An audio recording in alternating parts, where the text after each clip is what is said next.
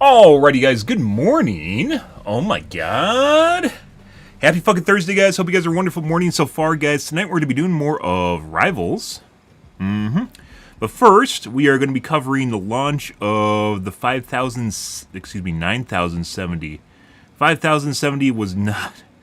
I don't think it's even worth watching videos over, to be perfectly honest, based on what I hear. So we aren't going to. 9070, however, is the new generation of AMD's GPUs. However, they don't really have a plan for a high-end GPU. It's a mid-range series this time around, which they've done in the past with the 480 and 580 series, like 8 years ago. They didn't really have a high-end offering. This one, however, should be a pretty good, based on alleged results, pretty good. Bang for your buck, and yeah. Exactly what you're hoping for, maybe. It's still expensive, but not nearly as expensive. Essentially, it's going to be like from what the leaks showed, is going to be a 7900 XTX-ish, or GRE, like between the X. So basically, a 7900 XT without cheaper and newer generation. But we'll see how it goes. I still am a big proponent of Crossfire, and I really do think they could bring it back. It absolutely destroys.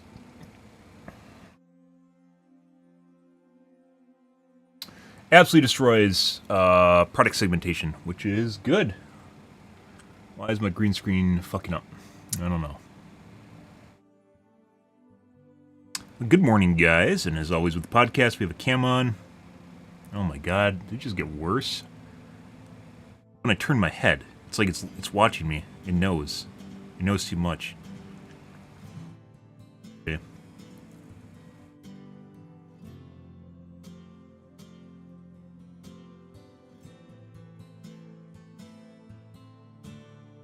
Alrighty.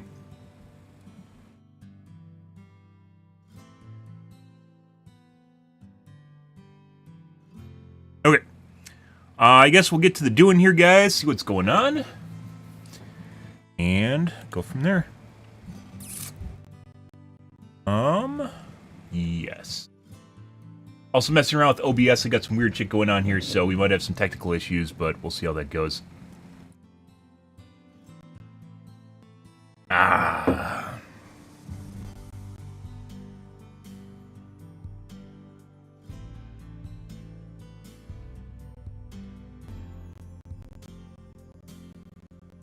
Alright.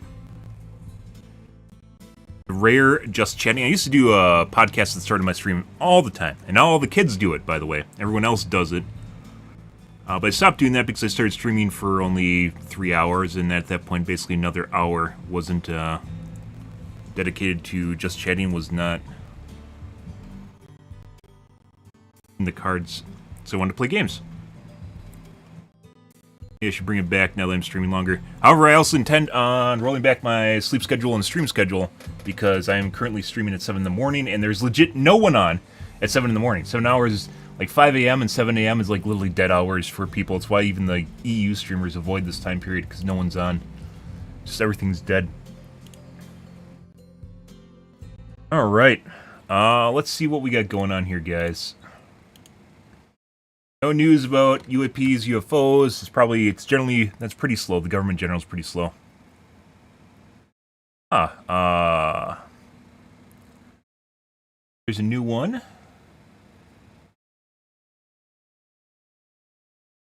Telepathy tapes. Telepathy tapes are basically about scientific experiments involving autistic kids. And how they basically... Oh yeah, Eva? That's the first thing you noticed. I have a nice... I guess I don't really... It kind of looks like orange on the webcam, but it's not really orange. And when I adjust my colors, it doesn't turn out right. Yeah, that's the first thing you notice, huh? Well, whatever does it for you.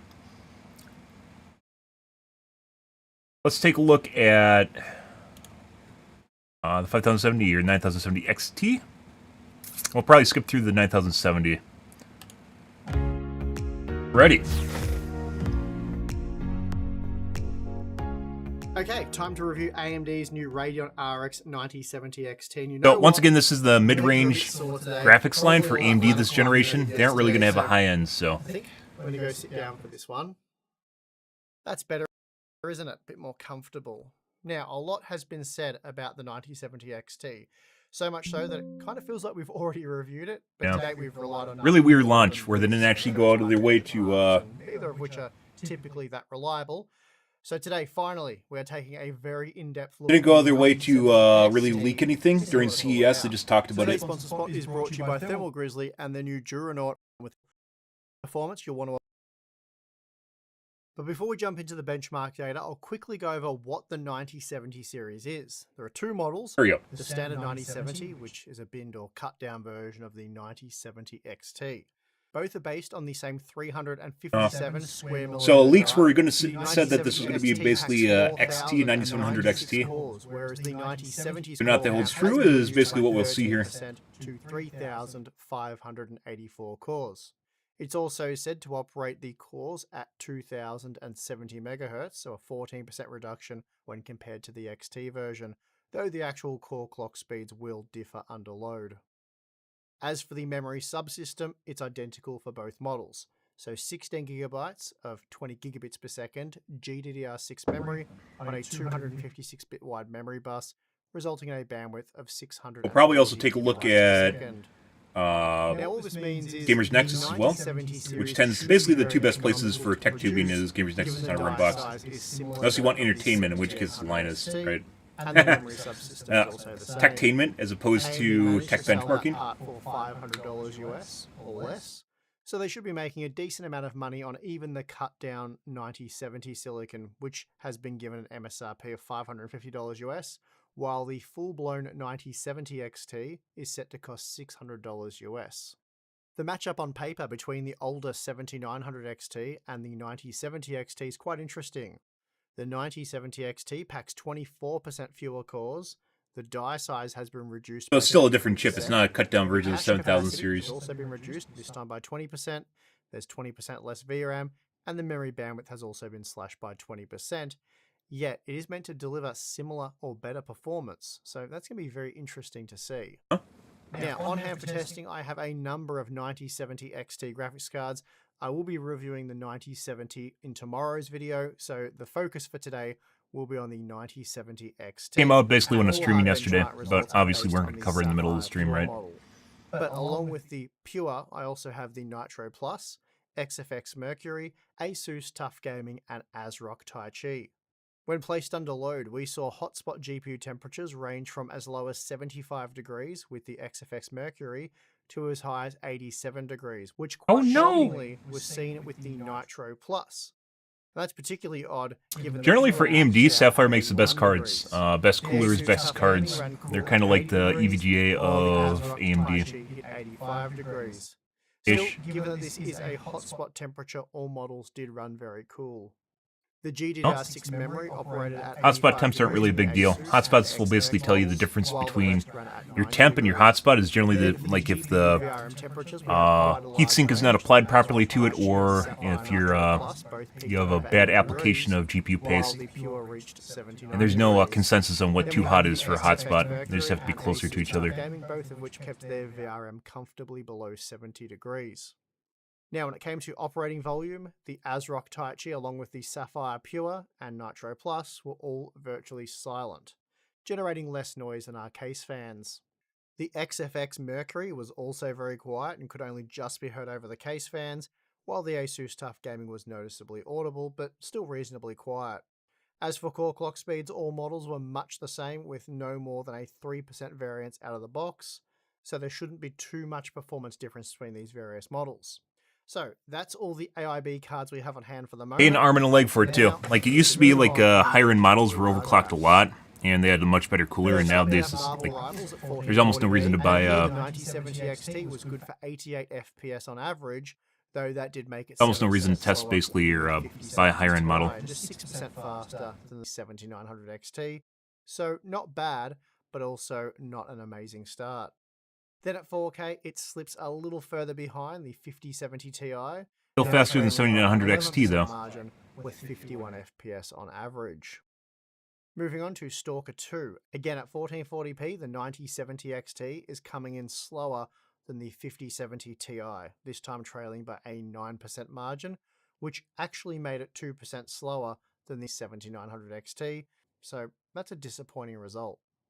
Bumping the resolution up to By the way, 4K this did generation, help, like I said, now is it's going to be just 5% mid-range. slower So than if it's in 70 between Ti, the 5% faster 7900 than XTX and the 7900 XT, it's Still basically a not winner. an amazing result, but probably good enough, Especially despite considering the only rendering pricing. 39 FPS on average. Which is basically what people are asking This for, time so we see when I don't know why testing anyone would get pissed off Counter-Strike about that. 2 that the 9070 XT is coming in 10% slower than the 5070 Ti, which is quite a significant margin. In fact, here it only managed to match the 7900 GRE.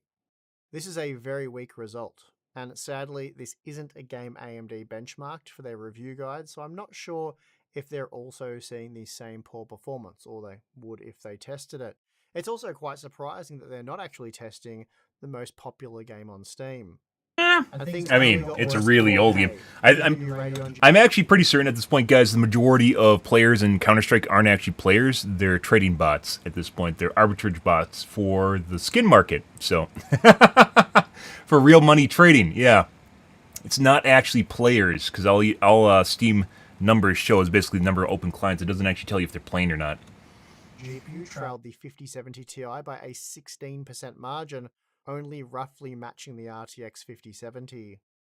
Finally, we have a game in God of War Ragnarok where the 9070 XT is able to match the 5070 Ti, and I wouldn't say it necessarily won at 1440p given it was a mere 1% faster, but seeing RTX 4080 like performance. So kind of crazy that they test 1440p instead of 1080p. Really much the same. I mean, they do. They show benchmarks then because basically people are interested in it, like myself. But they replaced 1080p with 1440p. And RTX 4080 like performance, so that's very good. 1080p is still hands down the Delta Force performance wasn't great. most popular resolution for gamers, just in general. If you look at the Steam survey, which is true because almost all modders are 1080p, even though 1440p is gaining. And 10% slower than the 7900 XT. So I'm not sure what went wrong there to see it deliver 4070 super light performance. The 4K results were a lot better though. Here it matched the 7900 XT, so still not an amazing result in on itself, and that did make it 6% slower than the 5070 Ti. So overall, not a particularly great game for the new Radeon GPU. Now, the 9070 XT was excellent in Space Marine 2, beating even the 7900 XTX. Also, please note that the Blackwell results aren't wrong. For whatever reason, the new GeForce 50 series performs very poorly in this game. The 5000 series in general has a lot of issues, guys.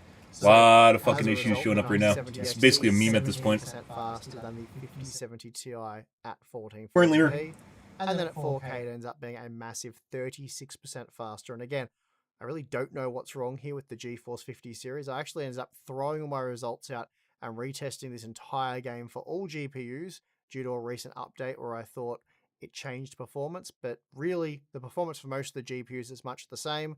It's just the Blackwell GPUs that appear broken, and Nvidia really does need to address this. Yep, those are ones you're paying for a lot of money for right now. It's crazy. The 9070 XT is actually slower than the 7900 XT at 1440p, albeit by just 2 FPS, but perhaps more importantly, that meant it was 12% slower than the 5070 Ti. And that margin does shrink slightly. So 5070 Ti, I believe, is 750 MSRP? So, just check real quick. Or is the 5070 that's 750? They aren't selling for MSRP, by the way.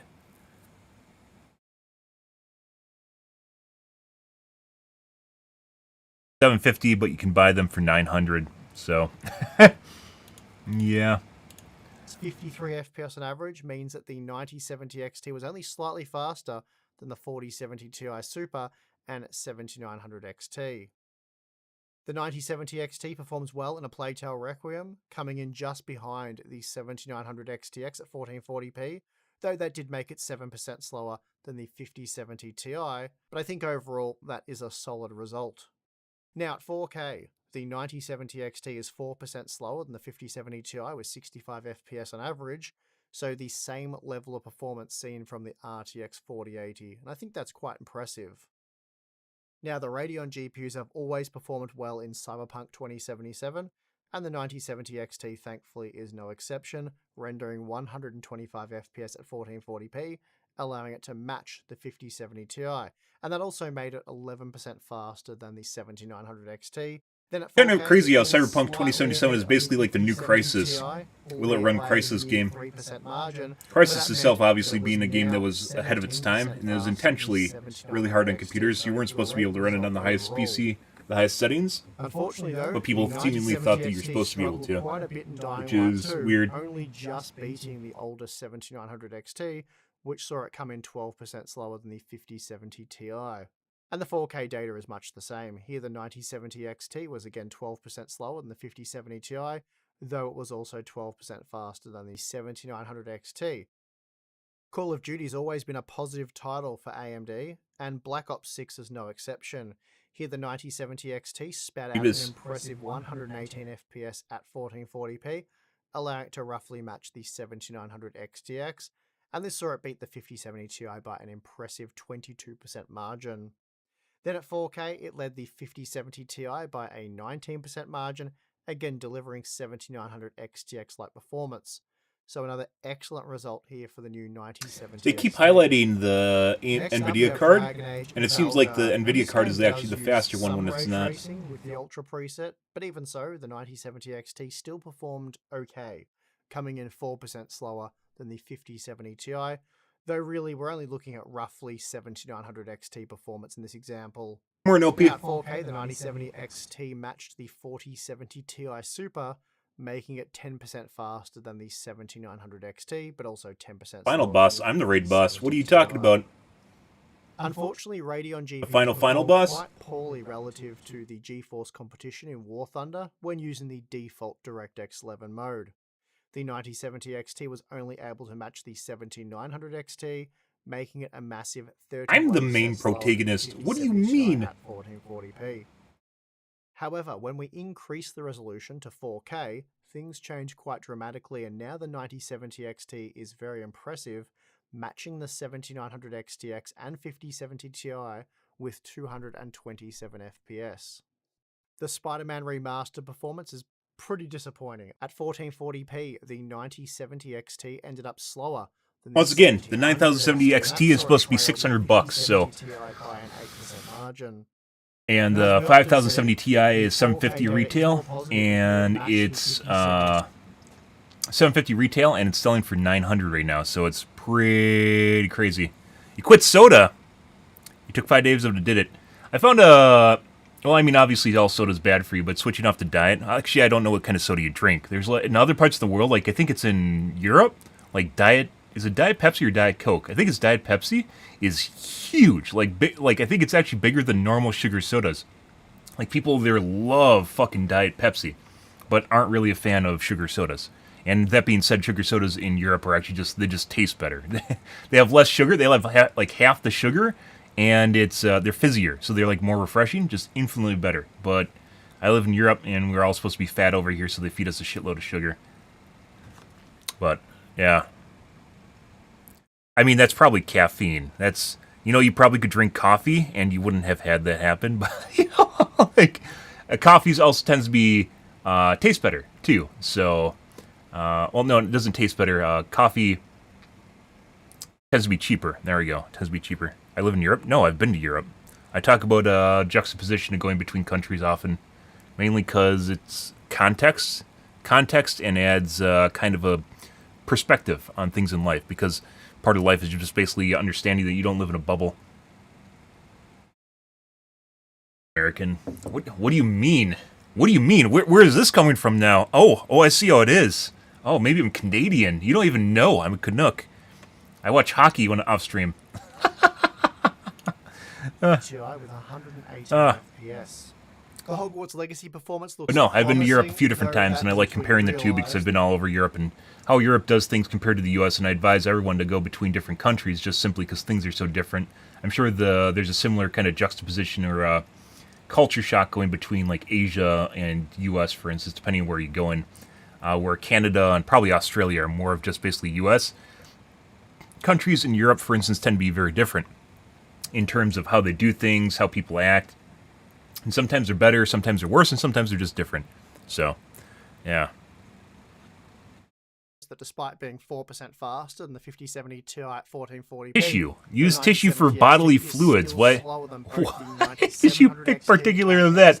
Please. That does all change though. Everyone leaks bodily fluids as part of being a human being. Managed to outperform not just the 5070 Ti, but also the 7900 Issue is just a convenient device for it instead of the 9070 buying XT actual was 5% tissue. slower Maybe miss my benchmarks. 5070 Ti at the 5070 Ti at 1440p.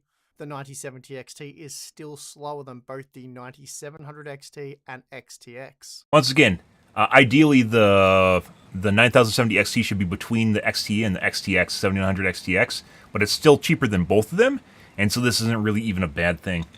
That does all change though at 4K, and here the 9070 XT managed to outperform not just the I mean, that's what they like doing up there. It's hockey, drinking, and fucking. It's basically, it's Canada. It's basically like the Midwest. Well, was the Midwest until like 5 years ago, so. And eating. Everyone loves eating. Which actually made it a few frames slower than the 7900. Why do I have tabs? Because they're convenient bookmarks. Was 3% slower than the And they unload themselves after they've been open for a while. I have a bunch of animes I picked out like a bunch of animes over the years, and I just haven't watched them because most of these are just kind of trash. Like things that have been suggested to me, or stuff that that I wanted to watch and I just never did, and just sitting here waiting. A lot of these are kind of like B-grade animes too, which aren't even really worth watching. Or bookmarks for tech stuff or Reddits. 7900 XT. Performance in Star Wars Outlaws was decent. Here the 9070 XT was just 5% slower than the 5070 Ti at 1440p, but 13% faster than the 7900 XT. Then at 4K, it basically matched the 5070 Ti and 7900 XTX, which meant it was now 21% faster than the 7900 XT. Finally, we have Starfield, and here the 9070 XT was 7% slower than the 5070 Ti at 1440p, as it only delivered 7900 XT-like performance. The 4K data was more favourable, but even so, it was only able to roughly match the 5070 Ti, while just edging out the likes of Nvidia's RTX 4070 Ti Super. Okay, so across the 18 games that I used for testing, the 9070 XT averaged 119 FPS at 1440p. So, basically halfway between the XT and the XTX for the 7900. 70 Ti. And I believe AMD were expecting to see parity there. It's not far off, mind you, but the Radeon GPU was slower overall. Perhaps more troubling though is the fact that AMD claimed the 9070 XT was on average 37% faster than the 7900 GRE for raster performance, but we found just a 20% improvement when looking at mostly raster performance. 1080p results. Troubling is the fact that the 9070 XT is just 2% faster than the 7900 XT and 13% It's still cheaper than the 7900 by a decent XTX. chunk. Now at 4K, the 9070 XT does The PC part picker, not Pornhub. Why you guys don't get to see me Googling stuff. Let's see.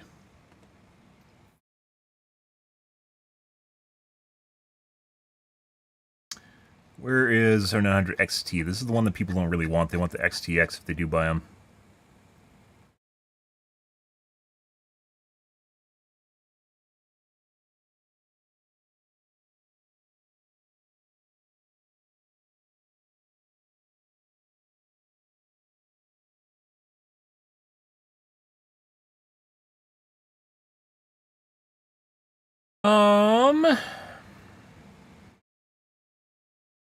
Really old series. 100 XT. What? Why is it? I don't know why there isn't a category for it.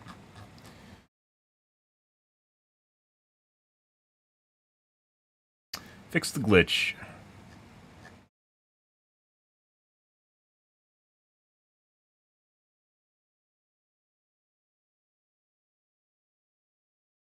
I'm not sure why I didn't find it.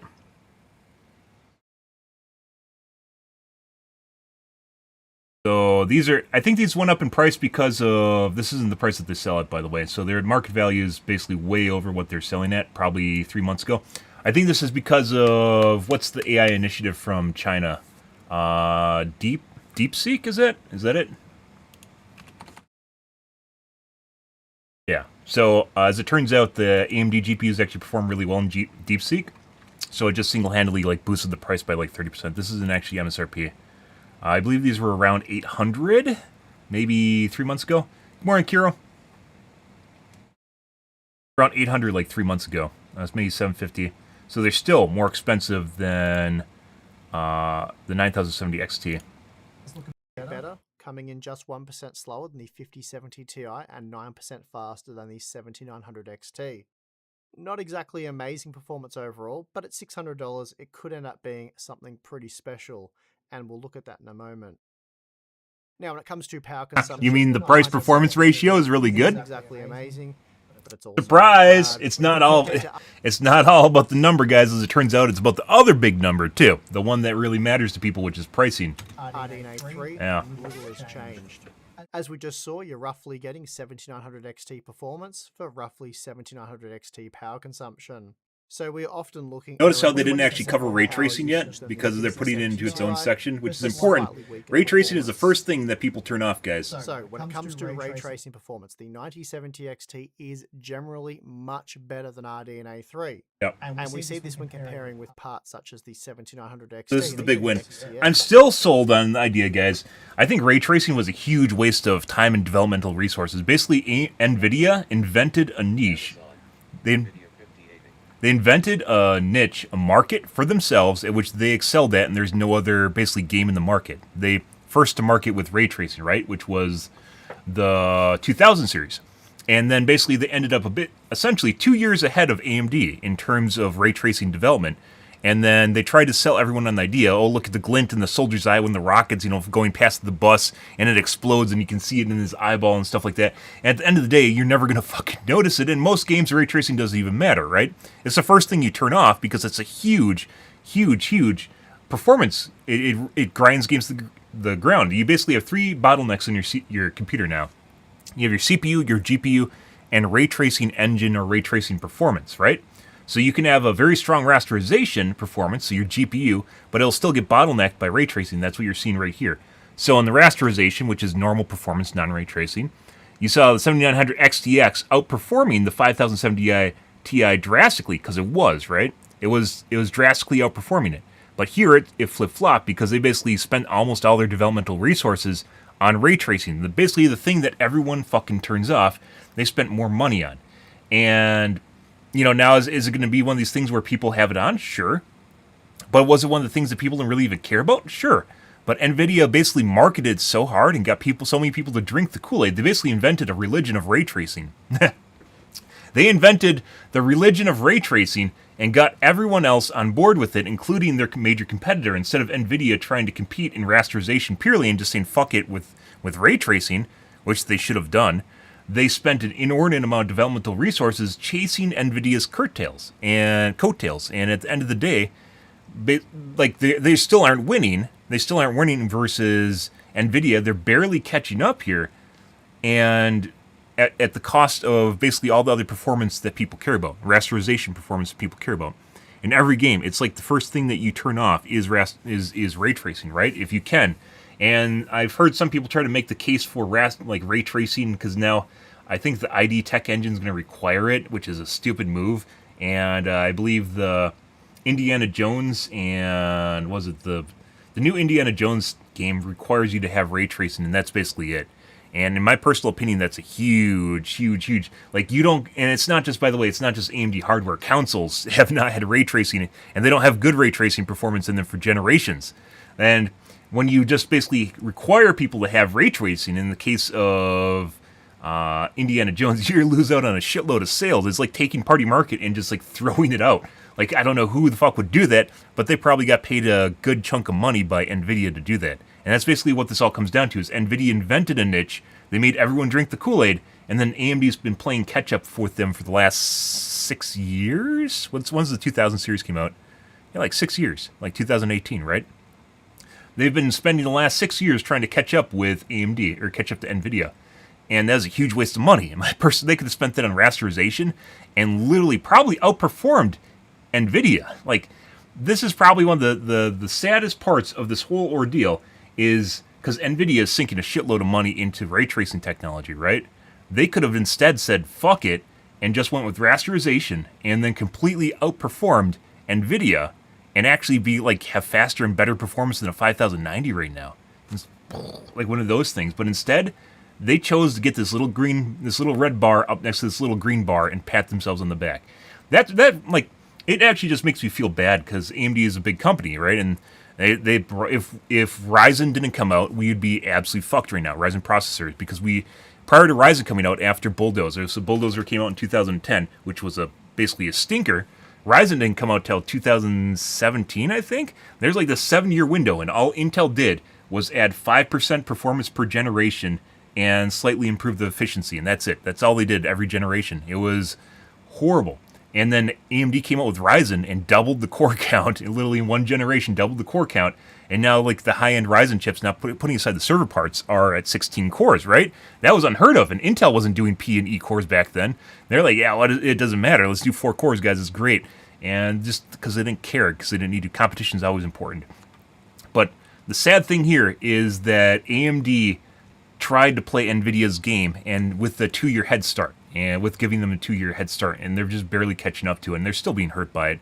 Like, because they've never really, their sales haven't really been strong, even though the last generation with the 7900 XTX was basically 4080 performance or better for $200 cheaper, right?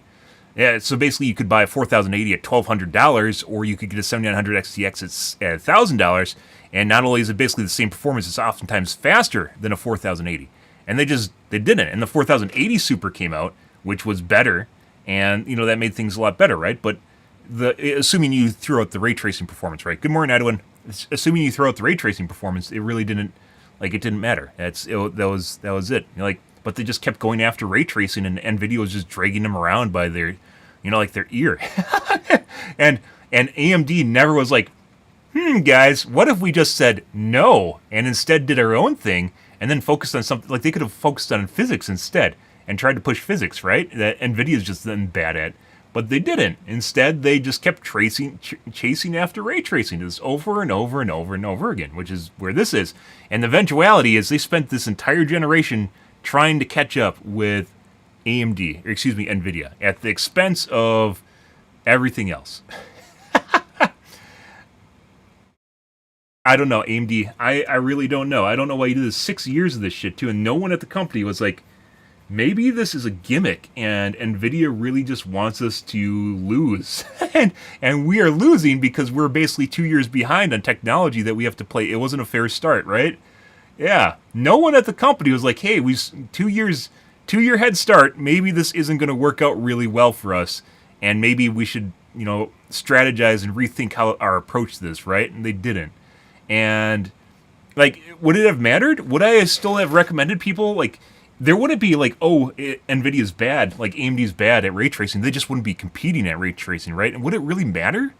I think for most people it wouldn't. That's the thing about it, is if you had a choice of a 5090 card or a 5070 XTX, and one's $2,000 and the other one is $1,000, and this gives you faster performance in rasterization than the 5090, you'd be buying the fucking the 7090 XTX, right? You would 100% be buying that. People would say, well, I don't fucking care about ray tracing that much, right? And why would I do this? But instead, AMD said, no, guys, let's chase the ray tracing dragon. And they did. And they could have taken their sweet time along the way, too, as long as they just continually put it ahead rasterization performance. You know, like, it doesn't even matter how long it takes to catch up with ray tracing. You could even add a daughter board or something. I don't know, there's a lot of ways you could do it, where you could actually add another card that just does ray tracing into your system as a companion board for the AMD, and have it made basically by another team or on the side, right? And they didn't. Instead, we have this, and they just kind of, you know, they've been playing catch up, and it's taken way too long. At what cost, guys? Everything. The 70 XT was 9% slower than the 5070 Ti, but it was also 34% faster than the 7900 XT and 12% faster than the XTX. Yay, ray Then tracing! in 4K, it trailed the 5070 Ti by a 12%. Like, do I turn on ray margin tracing and when I was have my 18% 4090? faster For sure, than because the I have a button that does it, right? 7900 XTX and a whopping Did I buy my 44% 4090 purely for ray tracing? faster No. than the 7900 XT. The Alan Wake 2 performance, though, it's not good. But also, it's the first ever Radeon GPU that will allow for over 30 FPS at 1440p with Yay! upscaling when using the high ray tracing Everything. settings. So I guess that's something. It's also a massive 44% performance uplift when compared to the 7900 XTX, but despite that, it is still 36% slower than the 5070 Ti. Then at 4K, AMD in terms of graphics compared to NVIDIA has always been behind in terms of market share, and things have only gotten worse as well they've tried to doing this, so... Now, the Cyberpunk 2077 Ultra Ray Tracing performance is quite impressive from the 9070 XT at 1440p using upscaling and managed to render 68 FPS, making it just 8% slower than the 5070 Ti, which is an incredible result for a Radeon GPU. And that meant it was 24% faster than the 7900 They could have done so much more if they didn't go after ray tracing. 51% faster than the 7900 XT. As expected. Like, it's hard selling people on something new, guys, especially when you put into context how little it means, like the glint on a soldier's eye that's, behind a bus that's exploding. Comparably to, you get double the frame rate. You get double the frame rate without fake frames. Yeah, and cheaper price. Just, it's not even close. It's not even a contest. NVIDIA literally just took them to the cleaners, guys.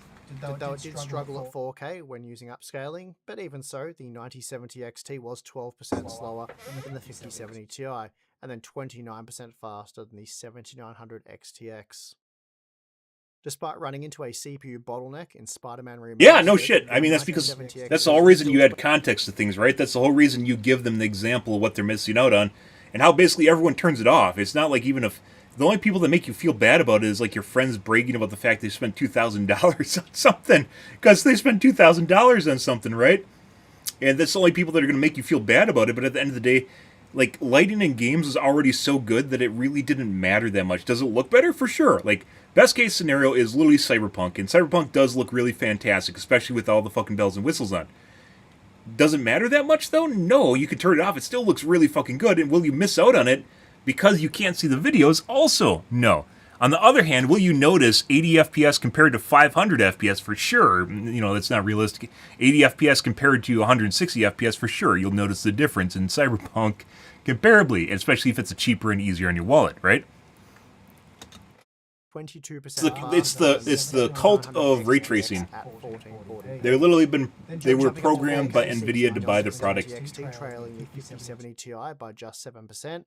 Though this also meant... The reason that I have a 4090, by the way, the reason I have a 4090 this generation instead of a 7900 XTX wasn't particularly because I was like, shit, man, I really, really, really, really, really want a 4090. No, the reason I have it is because my streaming setup is very, very particular, and having a drop-in replacement and a lot less headaches is much more important to me than the cheaper product or the better value. It wasn't worth it because I needed something that actually I could just slot into my computer, and it just did everything that my last card did no matter what. That's what I paid for. And that's not what most people pay for, and that's not the position they're normally in. A few frames slower than the XTX. Next up, we have Dying Light 2, and here the 9070 XT was 14% slower than the 5070 Ti. Oh my god, the most hilarious thing about this, though, is and AMD didn't even put up a fight like they did, but they fought at NVIDIA's game. That's what they did. They didn't put up a fight in their own way. They fought NVIDIA's game, and they're still losing. People still look at this.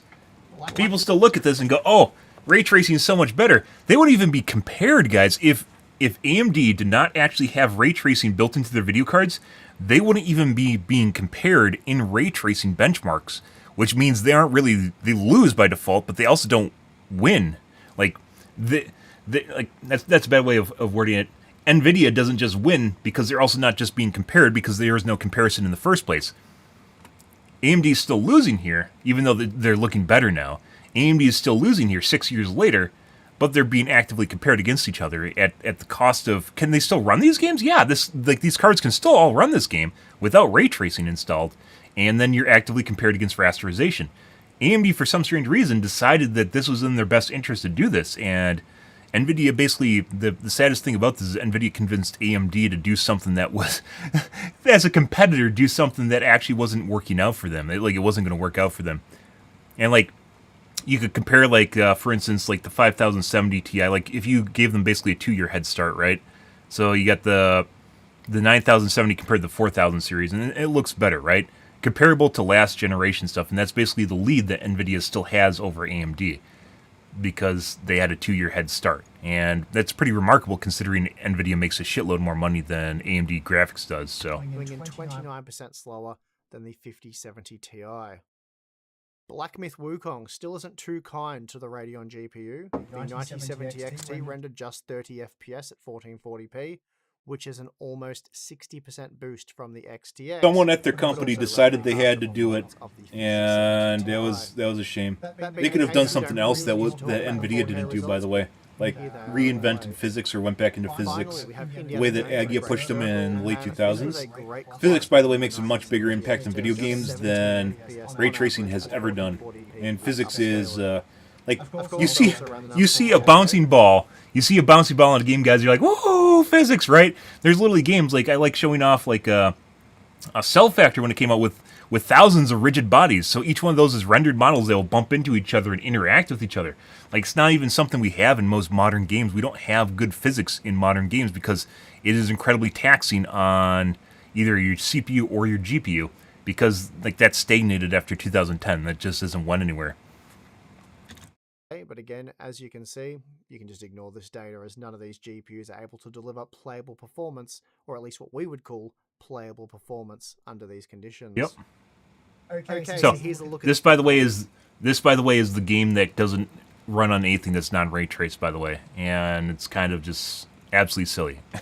playable performance. 100% sponsored by NVIDIA, by the way. Okay, so here's a look at the average ray Do tracing. they not have a 1080p? 40p when generally using upscaling. And here the 9070 XT was 21% slower than the 5070 Ti. Why don't they have 1080p benchmarks? 26% faster than the 7900 XTX. What? So with RDNA 4, AMD They don't do has made 1080p huge anymore? strides There's when it no comes way. to RT performance. There's no way.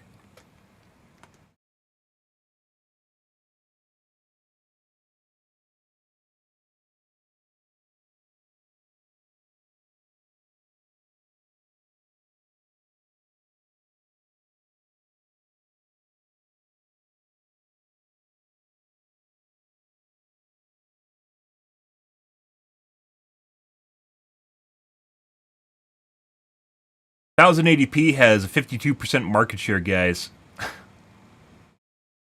1440p has a 30% market share, which is up, but there's still, like, 1080p monitors are de facto everywhere. Meanwhile, 4K is still abominably small, and the reason you have 4K is particularly because it pushes things super hard, right? And some people do actually have 4K monitors. Oh, buddy. Oh, buddy.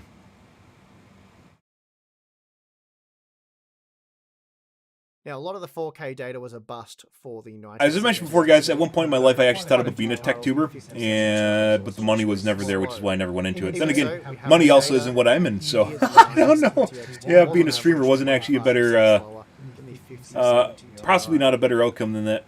Now it's time for the all-important cost per. Throwing out 1080p is not on my, wasn't on my list of things that I thought would happen anytime soon. At least when it comes to NVIDIA's Blackwell GPUs.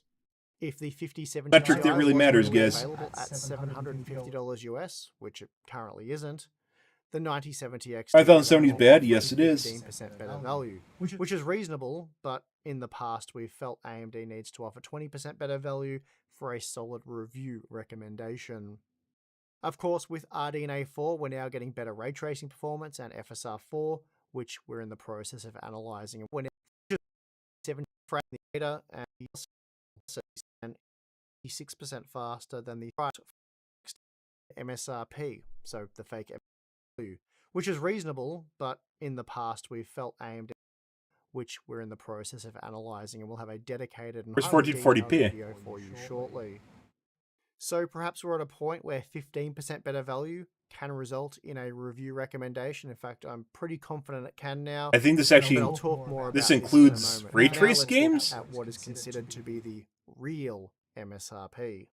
As it stands, if AMD can deliver the 9070 XT for $600 US, and we've been reliably informed by multiple sources that they can and will, then Apparently, there's according to rumor or allegedly speaking, there's retailers are saying they have more stock currently waiting to sell of the 9070 than they've had of the entire 5000 series since it launched. So, yeah. Things stand right now, the 9070 XT will be delivering 29% better value than the 5070. Oh, they calculate real And this is MSRP. key because we believe based on What is real MSRP? that AMD needs to deliver 30% greater value. Not sure about some of the, we don't even really catching like watching every video from Hardware Unboxed, but some of the metrics and decisions not entirely sure of at this point. Now, if we compare the 9070 XT to the best retail prices from mid 2024, There you go. it still looks very good, delivering nearly 20% better value than the discounted 7900 XT, AMD's best value offering in this performance. So it's range. 16 games including ray tracing.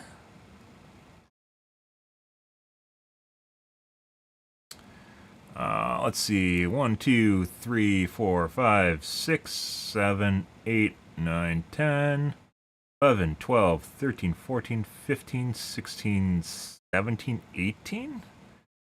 They threw out some of the games. So it doesn't include ray tracing.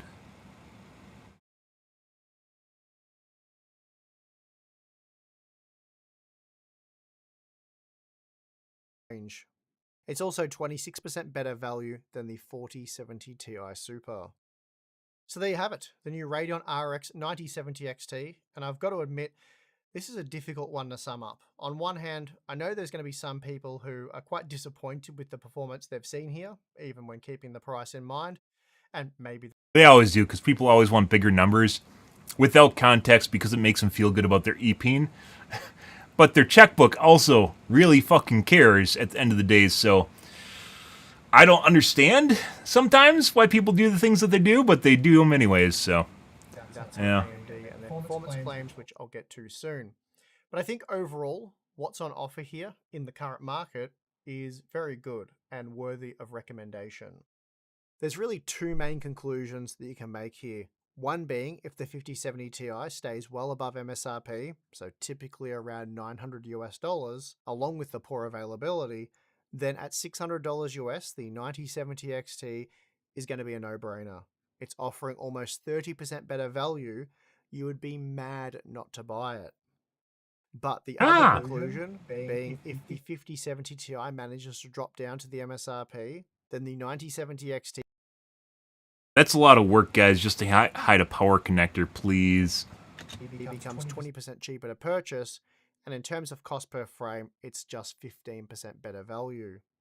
It's a little over 20% slower on average for ray tracing, and then you have the ray tracing guys. I certainly think saving $150 US by going with the 9070 XT is going to be a good idea for most gamers. But whether or not AMD can convince most gamers of this, well... They couldn't with the 7900 XT or the XTX because people kept talking about ray tracing performance. Like it fucking mattered. Oh, buddy, look, I get to play this game at 60 FPS with ray tracing on. First thing you do when the stuttering starts and when the game gets sluggish is they go into the menu and they turn off the ray tracing button. It's like the dirty little secret of gamers. And they just go click and it's off. Like, maybe that matters in like VR chat or something where you're... you know, like looking at like high definition boobas or something, right? But in the case of every video game, it's like, no, I need my FPS, right? Yes, this isn't enough to convert GeForce owners. It's also worth noting that They drink the Kool-Aid. It's like Apple. The 9070 XT's performance with the 5070 Ti. In terms of pricing, it's actually much closer to the standard RTX 5070. The thing is, though, the RTX 5070 sucks. It's a poor value option. With We didn't even watch the review on it. So based on that fact alone, I don't recommend it. And therefore, comparing the 9070 XT to a GPU we already don't recommend seems like a waste of time and not really a great win for the new 9070 XT.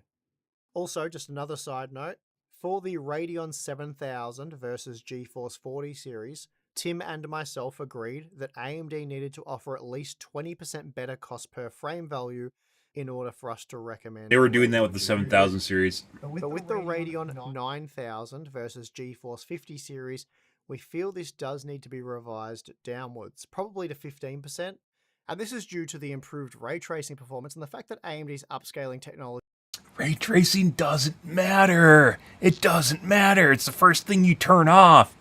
At least when ray tracing first came out, there's literally game companies that threw the ray tracing benchmarks in with rasterization, like tech tubers that threw the rasterization benchmarks in with the ray tracing, which doesn't even make sense, like, because it's an option you just turn off. Three bottlenecks, guys: CPU, GPU, ray trace engine, and that's it. And every generation has them. You can have a GPU that's not bottlenecked by ray tracing, or bottlenecked by ray tracing, and it won't be able to perform up to par because ray tracing's on, right? It's just the way it works, because it's a specialized part of the GPU that literally performs ray trace tasks, and if it's not good enough or robust enough, you turn it off, right? Because it sucks. Technology has improved dramatically and should close the gap to DLSS, though we are still busy investigating if that is indeed the case. So it's a little too early to call right now, but what we can say is FSR4 is worlds better than FSR3. So all of this certainly does help the 9070 XT, at least in our eyes, but what gamers at large think could be a different story. And therefore AMD might still need to be targeting a 30% discount again to convert those GeForce owners. But what all this means is, in a world where the 9070 XT... Imagine where they'd be if they'd never focused on ray tracing ever, guys, and they just made a secondary card for ray tracing. It's difficult to... You could even make a case for possibly they could have developed a way to use like a GeForce GPU as a ray trace engine or something along those lines, and just like zombified their cards. I don't know. There's a lot of things you could potentially do. There's pros and cons to either choice, which is why we felt for AMD to really crush Not really. his mid-range this generation, the 9070 They need to crush it by not competing in ray tracing. $550 US. But if supply of the... I don't think it would have been a suicide thing. At the performance numbers right now, people will still turn off ray tracing, guys. The 9070 XT should win anyway. So in short, we feel if AMD can maintain a 20% margin to the 5070 Ti, as in 20% better cost per frame, then the 9070 XT will be the obvious choice in our opinion. It is the obvious choice if you don't care about ray tracing. Just get the Radeon GPU. Otherwise, if you care about ray tracing, then you still go for a different option. For a moment, I'm a bit concerned that AMD has managed... Actually, no. Maybe with the current generation of ray tracing on their 9070, maybe you would actually it's just better. It's going to have worse ray tracing performance, but it's not enough where it matters that much compared to a 7000. AMD claimed 5070 the 9070 XT was an average 35% faster than the GRE for raster performance at 1440p, but in reality, we found it to be... Another reason we have to watch Gamers Nexus now is because there's no longer 1080p benchmarks here, so... Examples, AMD claimed a 39% improvement in Dragon Age. Way it goes, guys. 25%. Then 32% in Starfield, but I only saw 20%, and 29% better performance in Stalker, whereas I only saw 16% better performance. So perhaps in the games without built-in benchmarks, AMD is testing in an area with a lighter load. I'm not really sure how the numbers differ so much, but in reality... Numbers between hardware tech tubers and just tech benchmarkers in general will vary a lot. It's like the story of the century and how different they are and wars have been waged over them. Over the GRE would make the 9070 XT as fast as the 7900 XTX and 4080 Super based on our data. And I did see many people claiming that would indeed be the case based on AMD's first-party benchmark results. We believe AMD was set to charge at least $650 US for the 9070 XT, and they were under the impression that that would be a great price. And this would make sense if it really was 35% faster than the GRE and able to match or even beat the 5070 Ti.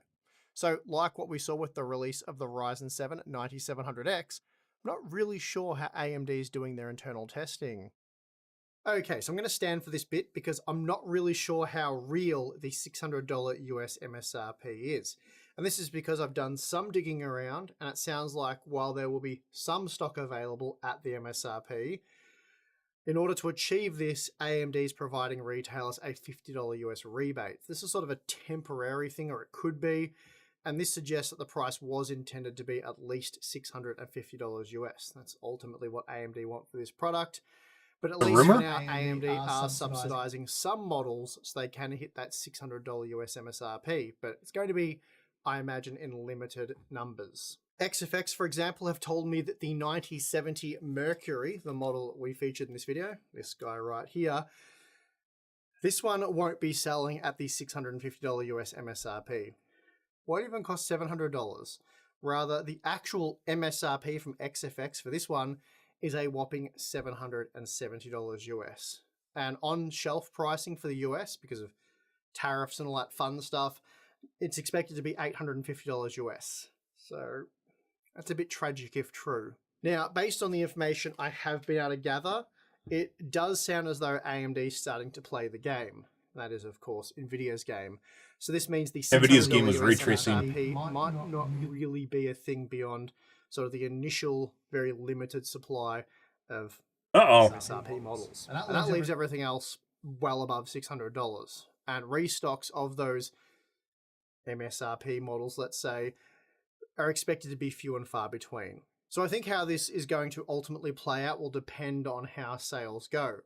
AMD does have a lot of 9070 series stock, so if sales are slow after the initial demand, then I'm sure they will keep those rebates going. But of course, we'll just have to wait and see how that one plays out. Anyway, as things stand, no pun intended, RX 9070 XT is a great offering. He's so funny. That we expect will sell extremely well at $600. But hitting that price is certainly in question at this point in time. So again, we'll have to see how that one plays out before, I suppose, ultimately making our decision on how successful this product has been. But yeah, at the $600, if they can do that, it's good. And if they do manage to sell out, so if the pricing's good and AMD sell all of the stock that they have, what that means is they will have sold considerably more 9070 XTs than NVIDIA has 5090s, 5080s, 5070s, and 5070 Ti's combined. So that's pretty crazy. And on that bombshell, I'm going to end this video.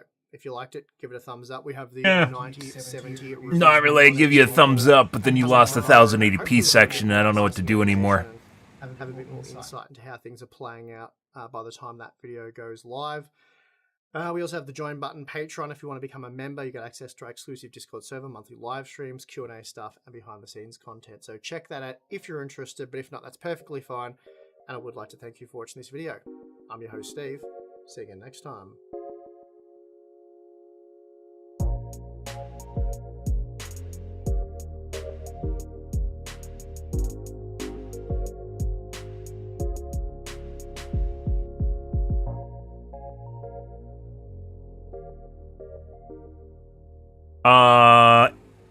AMD used to have bad drivers, but that reputation was from prior. It's called the Catalyst Initiative.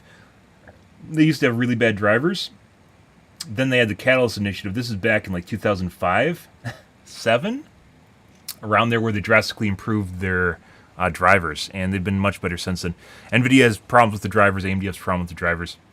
But in general, like, they aren't really just like horrible or anything. Intel right now has problems with the drivers. However, that's because their video cards, their desktop video cards, are relatively new. But AMD, as far as the drivers go, is pretty much on point with NVIDIA. It's not really, I don't think it's a problem at all.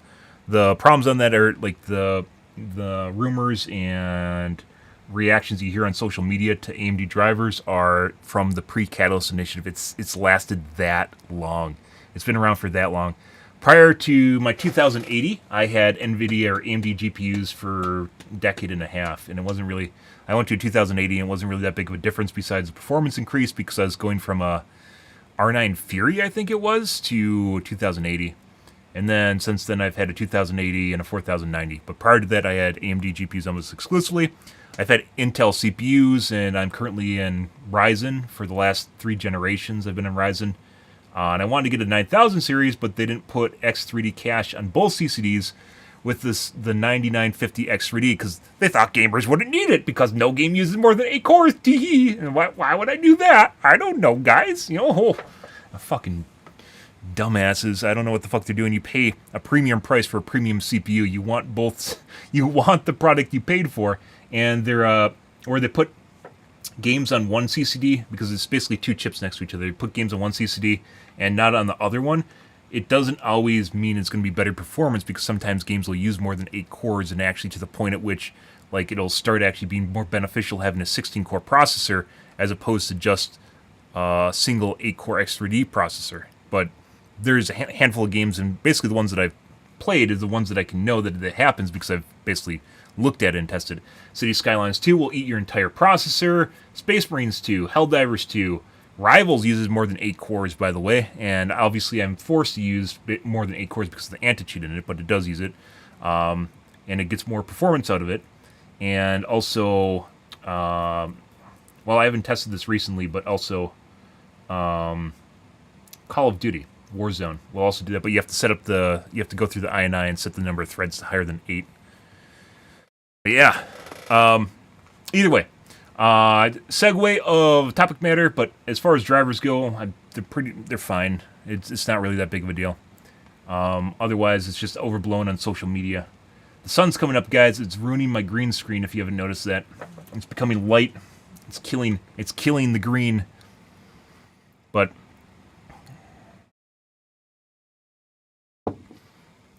otherwise, not an issue. We're going to point this out. They obviously did it because it just made things cheaper. Or not cheaper, less time commitment. But 1080p is actually very important.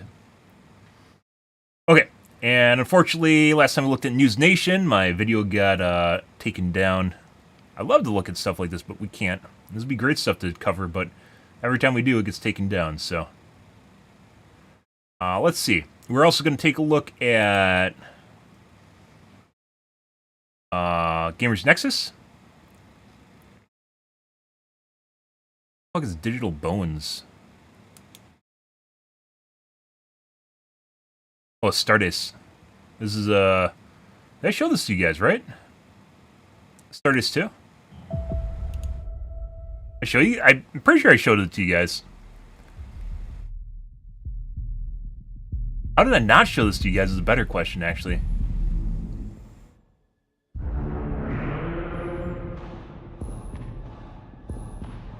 From the actual creator of the original Stardust, which arguably as Stardust hands down just kind of changed animation cinematography in like 3D animation. There are so many copycats now, like trying to grab kind of the visceral atmosphere of a Stardust and apply it to in Warhammer universe and apply it to their films. This is actually pretty incredible.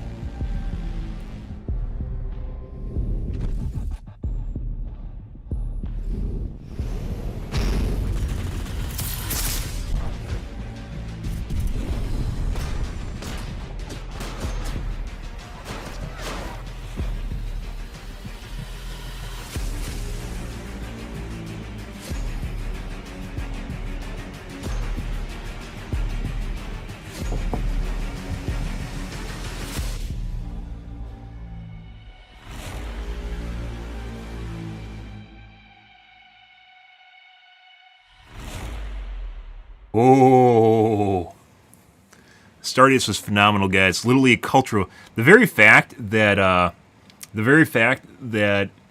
Warhammer took down the Stardust videos was like I don't know why they ever did that. It was huge. Absolutely. Obviously, the guy, they could have made the guy just give the like money or demonetize him or something. Instead, they made him take him down, and they're on the Warhammer website. But they gained so many views and traction from YouTube.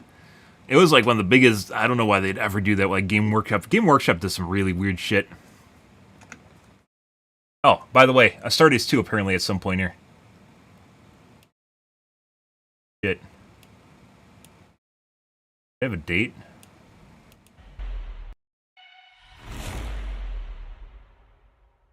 Oh, 2026. There you go. It's spring here? Yeah, we had a 50-degree day a week and a half ago in the middle of February. Middle of February, just 50-degree day. Yep. It's amazing. It's almost like the world's on fire. Don't think too much about it, guys. Don't think too much about it. I think I was going to show it to you guys, and I just never did. Crazy. Let's see. Gamers Nexus.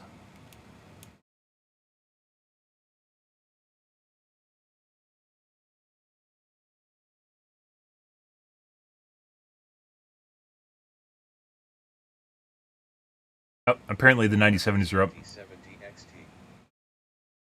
By the way, they just went up.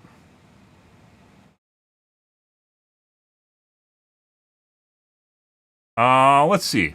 Okay, I'm gonna go wash my coffee cup out, guys, and grab a soda before things get too late here. And then we're gonna take a look at a couple more videos here and quickly gloss over them because I want to see comparative points. One second, guys.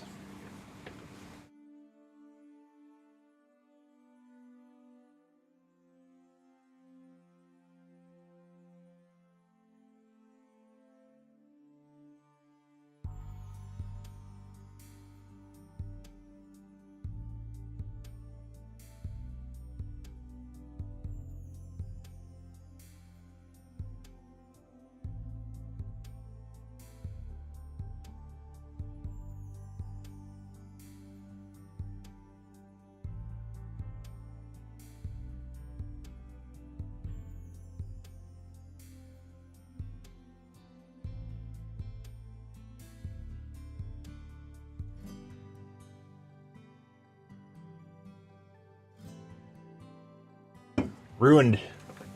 But yeah, it's kind of crazy how the world is literally on fire right now in multiple different ways.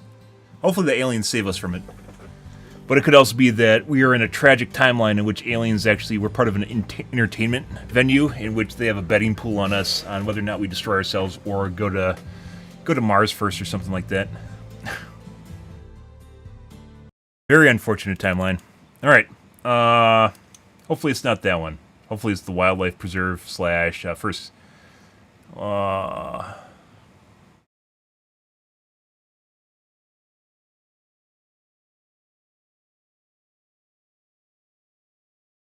directive. There we go.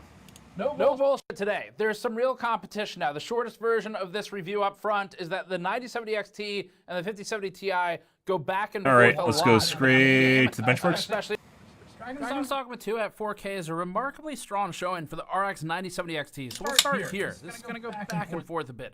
In this benchmark, the 9070 XT ran at 70 FPS average, landing at between the 4080 and the 3090 Ti. That means that even taking MSRP at face value, does no one do? The $600 9070 XT is achieving 95% of the performance of the $750 RTX 5070 Ti Prime, but at 80% of the MSRP. We want to caution that this result doesn't always happen. The next game it doesn't. Sometimes a 9070 XT is worse than a 5070, so it depends on the game, but this is a great start. The frame time pacing is also comparable, meaning that the frame-to-frame interval is not noticeably different to a human player. The 9070 XT leads the 7900 XT by 14.8% here. The lead over the 5070 is 24% at 70 FPS to 56 FPS. At 1440p, the RX 9070 XT nearly ties the NVIDIA RTX 5070 Ti, the latter of which only leads by 5070 Ti. It's measurable, but you'd never notice this difference. Just like the 3% of truth was measurable and NVIDIA's 5070 equals 4090, but you'd never notice that difference. It's funny because they said that. That was a thing that they said. Was measurable, and NVIDIA's 5070 equals 4090, but you'd never notice that difference either. The lows are also within variance. The 5070 Ti is basically an RTX 4080 V3 or 4, depending on how you count them. That means the 9070 XT is also punching close to 4080 Super levels. The 4080 Super was a $1,000 MSRP card that replaced a clinically insane $1,200 MSRP card before it, giving us some perspective here. The 7900 XTX was actually $1,000 at launch. One step higher as well. I don't know why, like, the weird thing about the 7000 series, I remember talking about it with you guys when it launched, was the fact that all the tech tubers basically ganged up on AMD and said that $200 cheaper for basically faster performance than a 4080 wasn't good enough. And I was like, holy shit.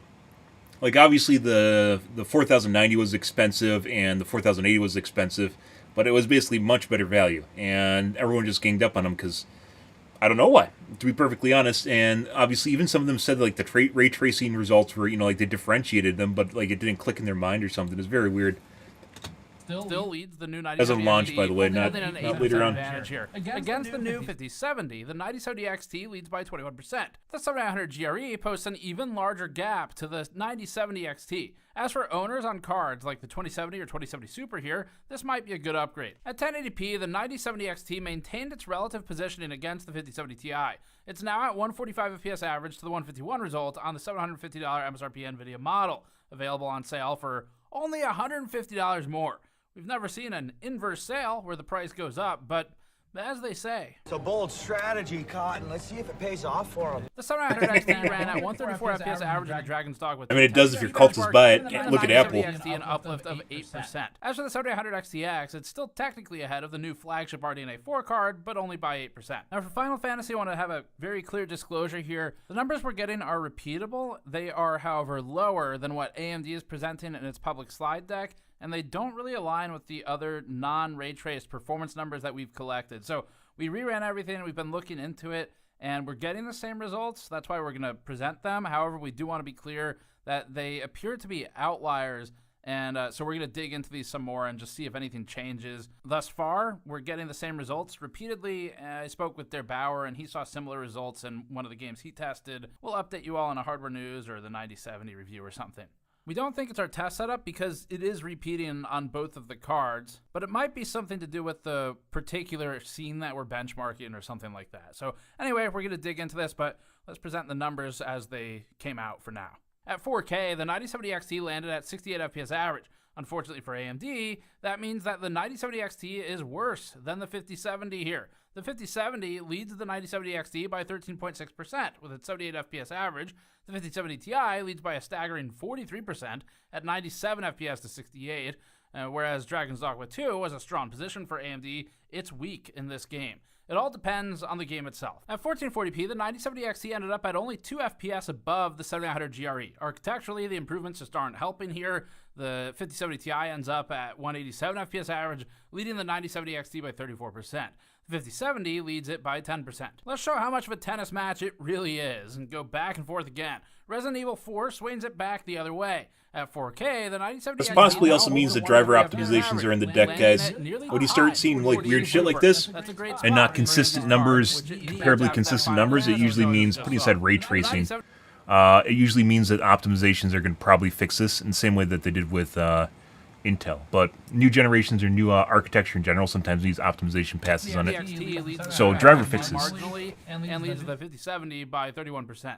The 5070 Ti leads the 9070 XT by 3.5%, with the 7900 XTX 23% ahead. At 1440p, the 9070 XT continues to rank alongside NVIDIA. The 9070 XT is about 5 FPS short of the 5070 Ti, making for a measurable but undetectable difference to a human, just like the measurable but undetectable difference between all of NVIDIA's 8,000 4080 cards that it's remade. But all of that is assuming the 5070 Ti has all of its ROPs. If it doesn't, then we'd see anywhere from like a 6 to 12% change in the performance swing. The 4080 Super leads the 9070 XT by 5% here. The 7900 XTX was also once a $1,000 card and itself leads the 9070 XT by 20% with its 232 FPS result. I mean, it's more than $1,000 now, but unrelated. At 1080p, the 9070 XT clocked higher frame rate than the 7900 XT and landed just below the 5070 Ti. The 5080 leads the 9070 XT by 15%, which isn't all that much when considering we've all been gaslit into thinking a 5080 takes the place of a 1080 Ti or something. It's not the high end, it's like a mid-range card. Since we just alternated to a title where the XT looks better, let's bring it back maybe the other way. Black Myth Wukong tends to favor NVIDIA, both with and without RT enabled. We'll see if that remains true with the new architecture. At 4K, the 5070 Ti leads the 9070 XT by 12% here. It's not as big of a gap as it could 600 versus 750, although probably bigger gap than that based on current market prices. Compared to the prior generation, the 9070 XT is about the same as a 4070 Ti Super. The 7900 XTX is a few percentage points higher frame rate than the 9070 XT. God, if they brought back Crossfire, and fixed problems with it. And fixed problems with it. You could put together two 9070 XTs in Crossfire, and assumedly, if they fix it, get 2 times the performance and beat a 5090 for $1,200. 5080's existence is the question more than really anything else here. And again, that's one with all of the ROPs there. The 5070 ran at 70. Crossfire had issues with scaling, mainly with micro stuttering, but they also never all went out their way to fix it. Because it basically defeats product segmentation. If you have a card that's mid-range or older, like last generation card on eBay, and you put them together, it absolutely wrecks your product segmentation because you're basically hitting above your pay grade because you're putting together two low-end cards or mid-range cards or older used cards, and you get more value out of it. It's one of the reasons they never tried to really make them work, because it's like shooting themselves in the foot. They wouldn't do it, right? But now you have AMD basically doing mid-range stuff or not being able to compete on the super high end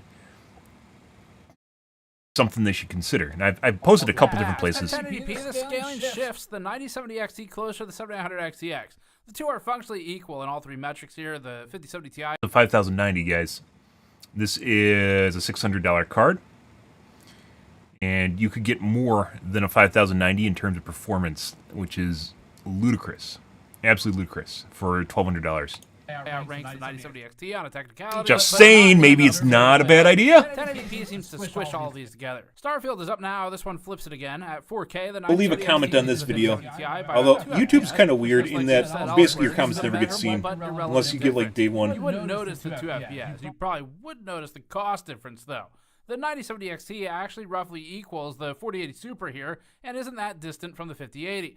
Both the 5070 Ti and the 9070 XT are a threat to the 5080's already questionable existence. At 1440p, the 9070 XT is again between the 5070 Ti and the 4080 Super, roughly tying the latter. The 7900 XTX has a 6% lead over the 9070 XT here. The 5070 non-Ti, which is still not equivalent to an RTX 4090, continues to not be equivalent to an RTX 4090.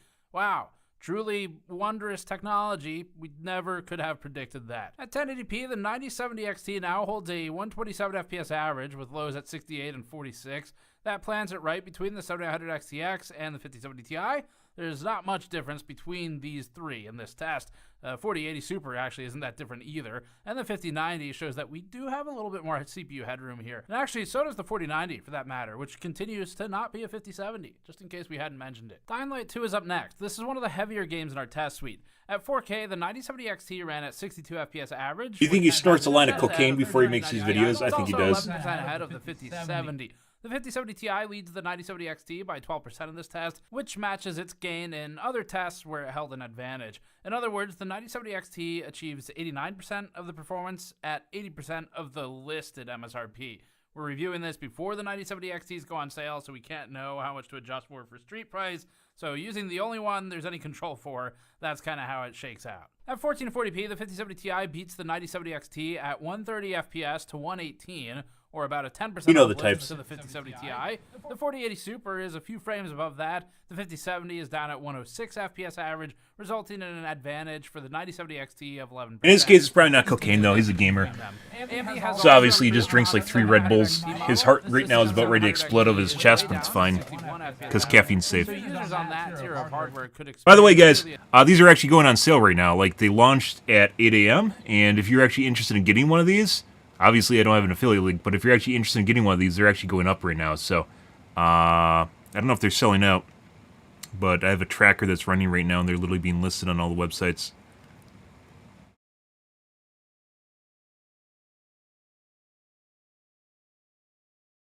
A doubling in frame rate in some tests. We've been rerunning Cyberpunk Phantom Liberty on a newer version for all tests, so this chart is sparse. The 9070 XT ran at 53 FPS average, giving it a lead over the 5070 Ti's 50 FPS average of 5.8%. Against the 5070, the 9070 XT is ahead by 29%. Maybe more noteworthy is that the 9070 XT is technically ahead of the 4080. The 7900 XTX, meanwhile, remains about 9% higher average frame rate than the 9070 XT. At 1440p, the 9070 XT climbs to a playable 109 FPS average in Phantom Liberty. This is without upscaling or frame generation, just organic farm fresh frames. The 9070 XT ends up basically tied with the 5070 Ti, slightly leading the 4080 and notably leading the 5070. We haven't rerun AMD's older stuff in this one yet. Time for ray tracing. This is where AMD will Once again, AMD never, ever should have played NVIDIA's game. They lost because they played NVIDIA's game. Spent a lot of time talking about its improvements to ray tracing blocks and its recent press briefings. See the glint in someone's eyeball. Aware of the deficit. We'll start with the worst case scenario. It should get better from here. Blacksmith will very important. Thanks, Edwin. Especially when you can't even run it at 60 FPS in the first place. But turn on all that DLSS to make the glint in the eyeball look better. Just keep doing it. In ray tracing at 4K with upscaling and ray traced, the 9070 XT ran with R settings at 29 FPS average. Playability isn't important to us right now, just the relative scaling. We'll get to the lower resolutions in a minute. With these settings, the 5070 ends up ahead by a large 38%. No one's going to turn that off. No one. The 5070 Ti is 78% ahead of the 9070 XT. That's a 4K though. This is absolute worst case scenario. Against last generation, AMD is at least posting large gains. The 9070 XT outperforms the 7900 XTX by 45%, climbing from 20 to 29 FPS. That is a substantial gain, especially considering the XTX was often slightly ahead of the 9070 XT in raster. But obviously, there are situations, especially games like this, where you still will have to just heavily weigh NVIDIA if RT and this type of game matters a lot to you. Against the 7900 XT... The question is, how much do you want to pay for money that shows you the glint in someone's eyeball, guys? That is the crux of the whole argument. It's a button that costs a lot of money that shows you the glint in someone's eyeball. There was an enormous 84% uplift in performance. It's undeniable that AMD is improving in RT. At 1440p upscaled... Yeah, at the expense. They are improving, but at the expense of having a high... They basically, instead of pushing rasterization this generation and just kind of dragging ray tracing along, they just kind of did the same and they pushed up rasterization. They spent an entire generation on rasterization or on ray tracing performance. That's what you're seeing right now. And that's ridiculous. That is ridiculous. They tried to do a catch-up generation. The 9070 XT People want a 5090. They don't want glint on someone's eyeball. 70 now is 37% ahead, so about the same as last. That's NVIDIA's motto. With the 5070 Ti 6% ahead, reduced from before. The gain in the 9070 XT over the 7900 XTX is 45%, so the same. At 1080p upscaled, the 9070 XT held 73 FPS average and climbed. This is kind of playable. 90. It's now approaching the 3090 Ti, which came out 3 years ago. These are still, guys. When Cyberpunk first came out, I played it on stream. I had a 2080. And I could get roughly, with DLSS, I could get about 80 FPS, like, which would be assumedly playable in Cyberpunk with ray tracing on. It was obnoxious. Like, it literally felt jarring trying to play the game with 80 FPS, even though 80 should have been enough. I don't know if it's because I've played so many high refresh rate games at this point where I just, like, I need it, but it's like a line of something, but it was not fun. It was not fun. I ended up... Not only that, DLSS at the time, and still does occasionally have issues, so I could tell the difference between, like, whereas, like, making shit blurry, and that just bugged me a shitload. I ended up turning it off, and the game was phenomenal, and I played through it. Like, they still had weird-ass bugs, and people faulted Cyberpunk for having weird bugs when it first came out. Stories were great. And then we also played Phantom Liberty with my 4090, which I could turn everything up on, at a playable frame rate.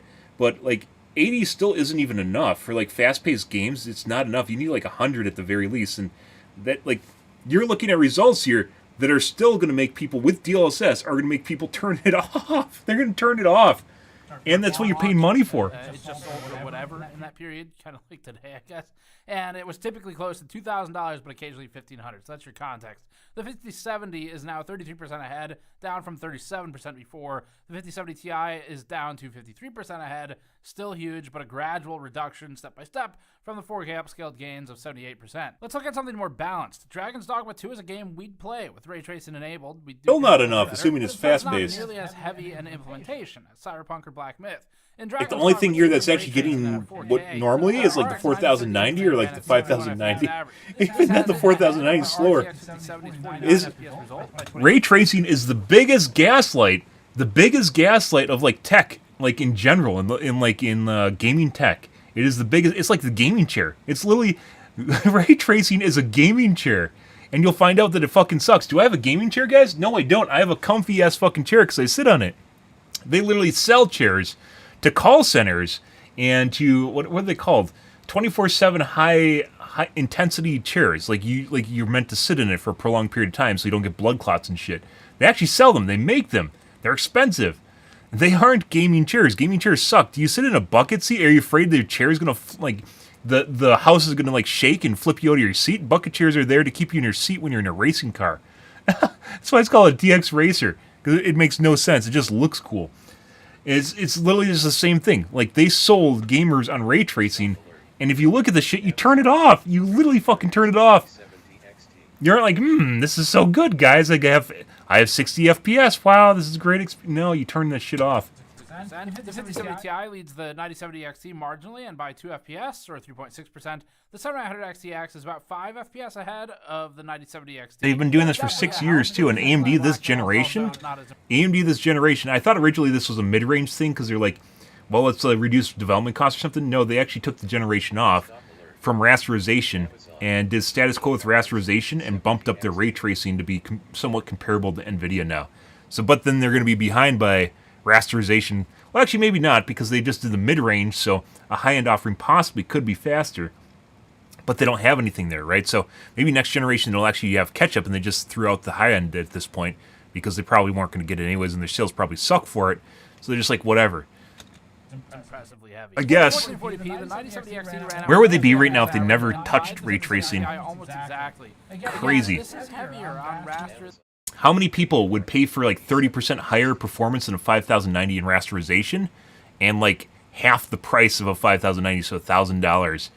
I mean, there's a lot of people that would literally just fucking throw money at that shit. That is the crux of it. Let's pretend that we're in a timeline in which AMD never went for ray tracing performance and instead did rasterization. All the time and energy they spent on ray tracing, they instead threw at rasterization, which still and will always matter.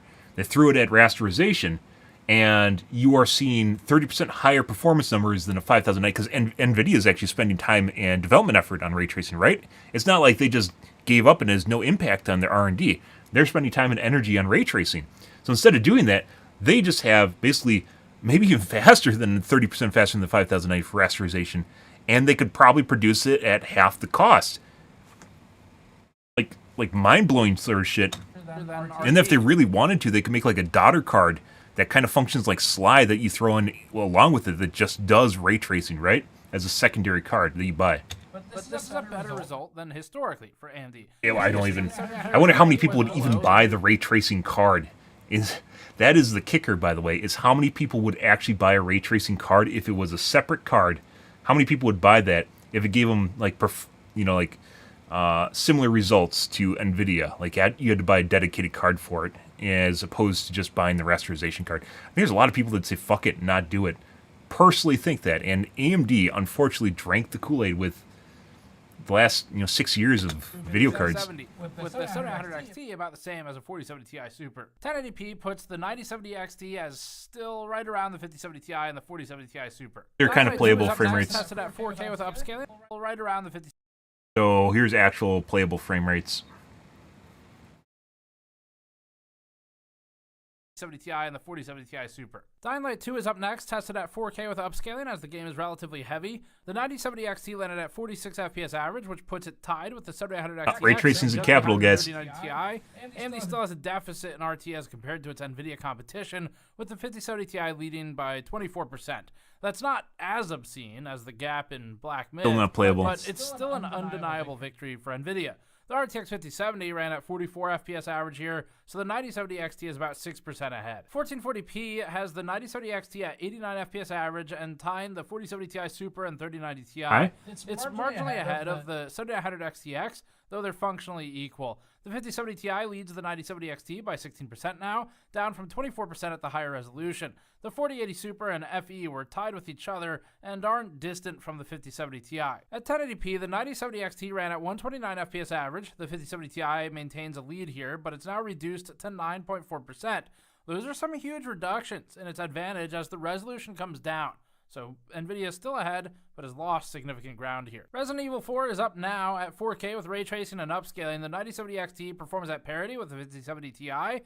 This is another of the lighter weight RT titles. So broadly speaking, thus far, games with fewer RT features implemented that lean more heavily on raster allow AMD to compete better. The 9070 XT leads the 5070 by 27%, with the 7900 XTX leading the 9070 XT in this one by 16%. At 1440p upscaled, the 9070 XT ran at 180 FPS average and allowed the 5070 Ti a marginal victory. The 9070 XT improved upon the 7900 XT, but not the XTX. Cyberpunk is up next. We'll start with the heaviest workload and scale down. So most of their benchmarks are ray tracing? RT Ultra tends to destroy cards with lower VRAM capacity, like the 5070 with its 0.1% lows. Cards like the 2070 and 2070 Super have been removed this time since they were unplayable and their results were just noise anyway, one could be better than the other, just because neither can play the game. The 9070 XT landed at 22 FPS average. In a relative sense, what matters is that the 5070 Ti is playable. is 23.5%. The 9070 XT leads the 5070 by 26% in average FPS, but the 5070 has massive stuttering problems due to insufficient VRAM as it depletes. And actually, we showed some video of the screen when we were running this game test in our 5070 review. It gets really bad the longer you play. It can't keep up. Bringing our team down to medium, but still at 4K. The 90... Don't ever turn down those textures, guys. That wouldn't just immediately fix the problem with that. Don't do that. 70 XT runs at 28 FPS. Also, by the way, this was a problem. I mentioned this when tech tubers tried to harp on this, because tech tubers love just making a topic note of molehill. Putting aside ray tracing, or not ray tracing, too much video memory has been a thing for, too little video memory has been a thing for a long time. Console generation immediately ran into where we had that really long 8-year stint of consoles, the consolization era, at the end of the 2000s. And they made all sorts of tech to try and draw out basically the hardware to make it last as long as humanly possible. And texture streaming is what they came up with. When you're seeing shit like what you just saw right there, that means the texture streaming is not working properly, which texture streaming swaps memory in and out of the VRAM while you're playing the game. And if it's doing that, that means it's not working properly. So it can actually handle bigger textures. Between the 7900 XTX and the 4080, it's a much better spot. Just tech that people haven't had, game companies haven't had to use in a long time because it didn't matter.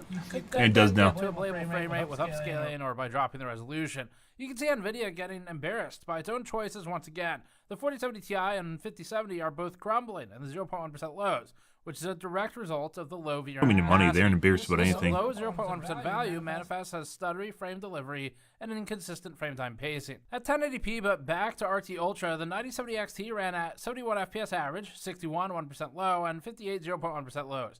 The 5070 encroaches on this result at 64 FPS average, although the 9070 XT has a slight advantage in 0.1% low. Let's see. Just out of curiosity here, guys, the 9000 or the 9070 XT sell out immediately? Beats the 9070 XT here by 20%. Finally, for Cyberpunk, tested at 1080p and RT medium, the 9070 XT ran at 92 FPS average. That reduces the 5070 Ti's lead back down to 12% from the 20% we saw with the RT Ultra and same resolution test. We're getting into power efficiency testing now. Efficiency benchmarks are a combination of power consumption and performance. It probably sold out because they just launched today, but maybe not. We performed the test with a PMT2 sitting as an interposer between the PC. Not $600, but you can buy one, guys. Pretty impressive. Oh. $600 are all sold out. You can buy... No, that's sold out too. You can buy one at $720. Oh, no, not $720, $730. This is actually impressive for launch day. But it's AMD, and AMD people don't really get skittish about because it's AMD. And still cheaper and actually available than the 5070 Ti. PCIe slot and the power cables, capturing just the GPU power consumption in isolation. We'll start with Final Fantasy XIV as usual for this section. However, this won't reflect well in the 9070 XT due to the overall lower performance in this title. The 9070 XT ends up toward the bottom of this chart. Its power draw was 310 watts here, pulling less than the 430 of the 7900 XTX, but also producing a lower frame rate. This drags down the efficiency, planting it between the XTX and the 3090 Ti. The 7900 XT was more efficient in this particular test, with the 5070 likewise significantly improved on the 9070 XT. NVIDIA remains advantaged in efficiency. 1440p has more cards on the chart. Advantage. Oh my god. The 6600 XT and the 6700 XT up at 0.45 FPS per watt, but still worse than Calm down, I already did it. 7900 XT and NVIDIA. You didn't miss anything. Lineup. The 5070 Ti is 62% more efficient than the 9070 XT here, up at 0.73 FPS per watt. It's not a good result for AMD. It's burning a lot of power to produce the output it is. Here's a better test for the 9070 XT. In F124 at 4K with ray tracing, the 9070 XT ran at 0.18 FPS per watt. These results round to the second place, so different bar sizes for the same numbers is normal. It just means that the hidden digits are separating them. Anyway, the 9070 XT is more efficient than the 5070. Why'd they hide the digits if it matters? This massive uplift and flip over the prior raster Final Fantasy charts comes as a combination of improved performance of the power with the large ray tracing uplift. That's like hiding like less than 10% differences. However, remains more efficient than the 9070 XT at 0.20 FPS per watt. But This is much closer than it was previously, and now only has an 11% uplift. That's more normal. Efficiency efficiency only matters in a mobile application, guys, or data centers. Most people don't care how much like wattage your computer burns when it's playing games, because you play games for like 4 hours and you're done. A lot of people don't even have 4 hours a day to play video games. And then when it's not running, basically it uses nothing, so it doesn't matter. This is a Tech Report used to do this shit during the Intel. During the Intel spit, where they just didn't improve on anything, because it was boring as fuck. They started harping on efficiency numbers, and it really didn't fucking matter at all, because gamers aren't going to ever care about this. They plug it into the wall outlet, and they pay the bill at the end of the month. Puts it ahead of the RTX 4060, the Intel B580, and 42% improved on the prior 7900 XT, so that's good. NVIDIA's 5070 Ti maintains an advantage, though, at 266 watts and 0.62 FPS per watt, or a 22% improvement in FPS per watt. That benefit mostly comes from its lower power draw to produce comparable performance. Dragon's Dogma 2 with RT and at 1440p is up now. The 9070 XT consumed 311 watts during the course of this testing and calculated to a 0.33 FPS per watt result, which makes it better than the 7900 XT. I don't give two shits about efficiency, guys. Despite AMD's gains overall, NVIDIA for a while. That's not news. The thing that really matters is 4K.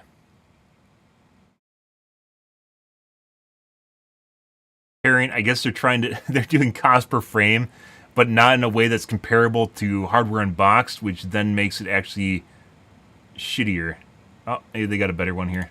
If they're winning by enough, and that's why it was so important that AMD get the price right here. NVIDIA currently has about 90% of the discrete GPU market. AMD has the remaining 10, Intel's at about 0, and that's why it's so important for consumers that AMD and one day Intel are able to really compete with NVIDIA. Now, I mean, they are competing. It's just gamers don't want to buy their shit.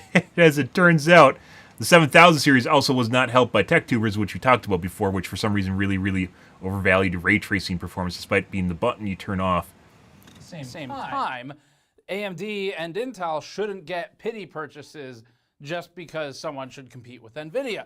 They still have to earn it. So we'll see how the street prices shake out for the 9070 XT. And again, the 5070 Ti has a problem where even its partners aren't hitting MSRP. So consumers are getting scalped by the likes of MSI. As a quick recap of performance, in rasterization performance and at 4K, AMD's 9070 Oh, they don't have a better price performance. What? 5 to 6%. And by the way, 5070 Ti. price performance chart is not unique to Hardware Unboxed, by the way. Tech Report did that fucking over a decade ago, 2 decades ago at this point, where they went, what if we actually put the performance comparable to the price that you pay to give you a ratio that would actually help you, a number that would help you figure out whether or not you want to purchase something. That's not new. So them doing it wouldn't actually make them directly comparable to Hardware Unboxed. With a few breakouts like Dying Light 2 and Black Tech Report was kind of an interesting bird, guys, just in general. And I guess most people here are probably part of the tech sphere, and it's a very small niche kind of geeky area. But Tech Report was definitely leading the way for a lot of things, like frame time that you're seeing here. Frame time was not a metric that people reported on. In this case, they aren't really reporting frame times as much as 1% and 0.1%. Prior to Tech Report, everyone didn't do that. They did just FPS, and average FPS tells you jack shit, because you can have some games that are really stuttery, and that doesn't show up in average FPS numbers. So, or FPS in general. The 5070 Ti has about a 12% advantage over the 9070 XT. As we said earlier, our Final Fantasy XIV results just don't match what AMD presented, but we also run the newest version of the benchmark. Across all resolutions and all games that we looked at, performance of the 9070 XT approaches levels of the 7900 XTX in some benchmarks, and is commonly around 7900 XT levels, but often between them. Broadly speaking, the 9070 XT beats the 5070 non-Ti, and these charts show the summary of some of the 4K and 1440p results we have against the 5070 Ti. The non-Ti is obviously below this. These charts illustrate the percent improvement from a 9070 XT to a 5070 Ti, or in other words, if the bar is positive and going to the right, then that's a 5070 Ti victory. If it's going to the left, then that's where the 9070 XT was ahead. As for ray tracing performance, NVIDIA's ahead almost universally in our testing. In Black Myth, it's not even a competition. If you really wanted to play that particular game and you decided you need RT for it with these heavy settings, you'd basically need NVIDIA. In Cyberpunk, AMD narrows the gap from previous generations, but NVIDIA maintains a large advantage. In games like Dragon's Dogma 2 with RT, the 9070 XT looks much more competitive. The extra VRAM is useful in some heavy situations, such as in Cyberpunk RT with ultra settings, where the 5070 starts to struggle under VRAM load. In our efficiency testing, NVIDIA maintains an advantage overall. This is derived from both FPS and power, and in many of these cases, the lower power draw serves as the stronger part of NVIDIA's side of the equation, rather than performance. We think AMD's focus on performance before power is the right move. Power is okay for them. It can obviously be better. He likes power a lot and noise a lot, and I'm not on board with that. It's a waste. Let's take a look at the 5070, which is the cheaper model as well, real quick here. We're just going to skip through and take a look at the benchmarks. First up, let's take a look at performance in Marvel Rivals. The 9070 is basically on par with the 5070 at 1440p, rendering at 77 FPS on average. I think this is just $50 cheaper. 13% slower than the 9070 XT and 7% slower than the 50 or 100? I think it's 50. Then when 100 makes sense, 50 does not. 4K, the 9070 It also makes sense why, 5070 arguably, the margin, 9070 XT was supposed to be 650, as they said in the last video. It would actually make more sense in this context. Than the 7900 GRE. Next up, we have Stalker 2, and here the 9070 is just 5% slower than the 9070 XT at 1440p, and this allowed it to nudge ahead of the RTX 5070 by a slim 6% margin. However, jumping up to 4K really does hurt the 9070, as here it becomes 18% slower than the XT version, rendering... Oh, I was going to rant about Crossfire after the video, wasn't I? I'll have to go back and put a comment up. Now, as we saw previously, these new RDNA 4 GPUs don't work particularly well in Counter-Strike 2, and other reviewers such as DeBauer have confirmed this. The 9070, it's not particularly impressive at 1440p, and although it was just 6% slower than the XT version, that also did make it 7% slower than the RTX 5070. Now, increasing the resolution to 4K, it didn't really help. The 9070 ends up being 10% slower than the 5070 here, and then 8% slower than the 9070 XT. Now, the Space Marine 2 performance is quite impressive. Here the 9070 was just 5% slower than the XT version, allowing it to match the likes of the RTX 4070 Super, 7900 XT, and very oddly, the RTX 5080. For whatever reason, these new Blackwell GPUs suck in this title, and this is why the 9070 is seen to be 24%. New architecture, guys. Both AMD and NVIDIA have issues on occasion. Things get even worse for the Blackwell GPUs at 4K. Here the 9070 is 57% faster than the 5070. So something is clearly wrong here, and NVIDIA will have to fix this at the driver level, I imagine. And I should note, in the lighter sections of the game, the Blackwell GPUs seem to perform okay, but in the very demanding Horde battle where we test, they just fall in a heap. The frame rate halves as soon as we kick off the Horde battle. So I'm not sure what's happening there that cripples the Blackwell GPUs, but again, something NVIDIA is going to have to look at and probably fix with an updated driver. Next up, we have Cyberpunk 2077, and this is a title where the Radeon GPUs have always performed well, as long as ray tracing isn't enabled, of course. At 1440p, the 9070 was 10% slower than the XT version, but 15% faster than the RTX 5070, so a very strong win here. Then at 4K, that margin is extended to 20%, making the 9070 comfortably faster than the RTX 5070. Call of Duty Black Ops 6 is an AMD favourite, and here we see why. At 1440p, the 9070 is just 8% slower than the 9070 XT, but more crucially, 40% faster than the RTX 5070. I know this sort of result doesn't quite seem possible, but I assure you the data is accurate. Then at 4K, the 9070 trails the XT version by a 10% margin, but despite that manages to lead the 5070 by a whopping 44% margin. The 9070 was just 7% slower than the XT version in Dragon Age The Vanguard, and this saw it match the RTX 5070 at 1440p with 79 FPS. Jumping up to 4K, still saw the 5070 and 9070 neck and neck, this time with 53 FPS, making both 7% slower than the 9070 XT. Interestingly, testing Hogwarts Legacy at 1440p saw the 9070 coming in just 2% slower. Getting about to the end of my contacts, guys. And that It's one of the reasons I don't wear contacts for the computers. My eyes just dry out. And then at 4K, does slip to an 8% margin relative to the 9070 XT, but also managed to be 4070 a couple of weeks ago. I guess I'll have a few years, I guess. Now, the last game, we're going to look at the individual results. Only you asked me, Mustang, for advice. You came to my channel. You would have known about the launch of the 9000 series. 15% slower than the 9070 XT, which saw it match the RTX 50. You can't get the 5000 series right now. The 5070 Ti would have been something maybe you should have looked into, but I would have recommended waiting for the 9000 series. And the 9000 series actually does look like, assuming you don't care about ray tracing, or actually even if you do care about ray tracing, it's about roughly on par with the 5070 Ti ray tracing performance. It's about on par, because they basically skipped a generation, which is rare for AMD at this point. But I would actually just say it's just a hands down a winner if you're looking for mid-range right now is the 9070 XT. 9070 doesn't look to be that case though, especially if it's only $50 cheaper. Across the 18 games used for testing, the 9070 was on average 8% slower than the XT version, so the 9070 XT. So not bad at all. That said, it was also just 4% faster than the RTX 5070 for mostly raster-based gaming, so I'm not exactly sure if that'll be enough, but we'll work that out shortly. Then at 4K, it ends up 12% slower than the 9070 XT, which is bad given that it's only... So he's talking, this is a weird thing here, guys. Wait, did he change it? No, he's talking about this. This is his reference point, right? Or this is what he's talking about. This is 12% slower, but he puts the 12% slower on the 9700 XT. This implies the 97 XT is actually 12% slower than the card he's talking about, which is the 9070. Like, the slower should be right here. This is 12% slower than this card, right? But actually, just based on these little UE things, it actually makes it look like this one's actually slower, even though it's not. He's talking about this one.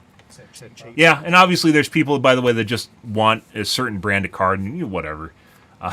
At this point, I think I used to argue that, and at this point I just realized that some people just want certain things, and just it doesn't matter. If you didn't care, the 97 XT is 100% what you'd want to buy right now for mid-range. But if you do care, then obviously what you're looking for is going to be more limited. Not a significant win, given that they both should cost $550 US.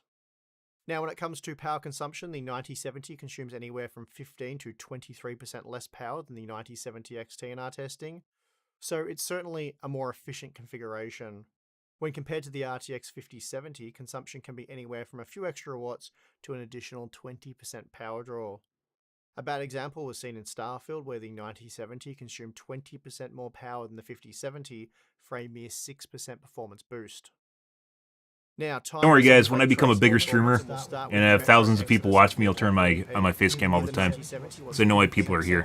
Until that point, I can sit here with my 20 viewers with my hand cam. So not a bad result, really.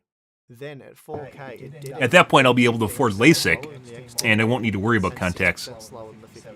So not too bad, and certainly much more competitive than the previous generation. Previously, we saw in the 9070 XT review that these new RDNA 4 GPUs can't quite cut it in Alan Wake 2 using the high RT preset. So obviously the 9070... No, guys, we talked about this with Cyberpunk. Nothing can cut it at 60 FPS is not cutting it for any of these fucking GPUs. You pay...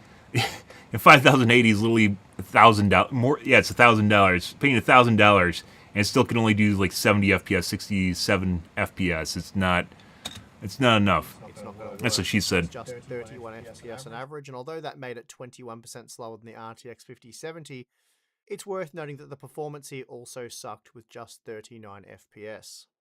As a result, 4K is out of the question, but because we have the data, I might as well just show it to you for those that are interested. Next, actually, Cyberpunk 2077 using the Ultra Ray Tracing preset. I actually all the time. Upscaling at 1440p. And here the 9070 is 16% slower than the XT version. We're not going to watch Hardware Unboxed, or excuse me, Gamer Nexus's video for this. Just kind of curious to get a baseline, since I do want to play some games today.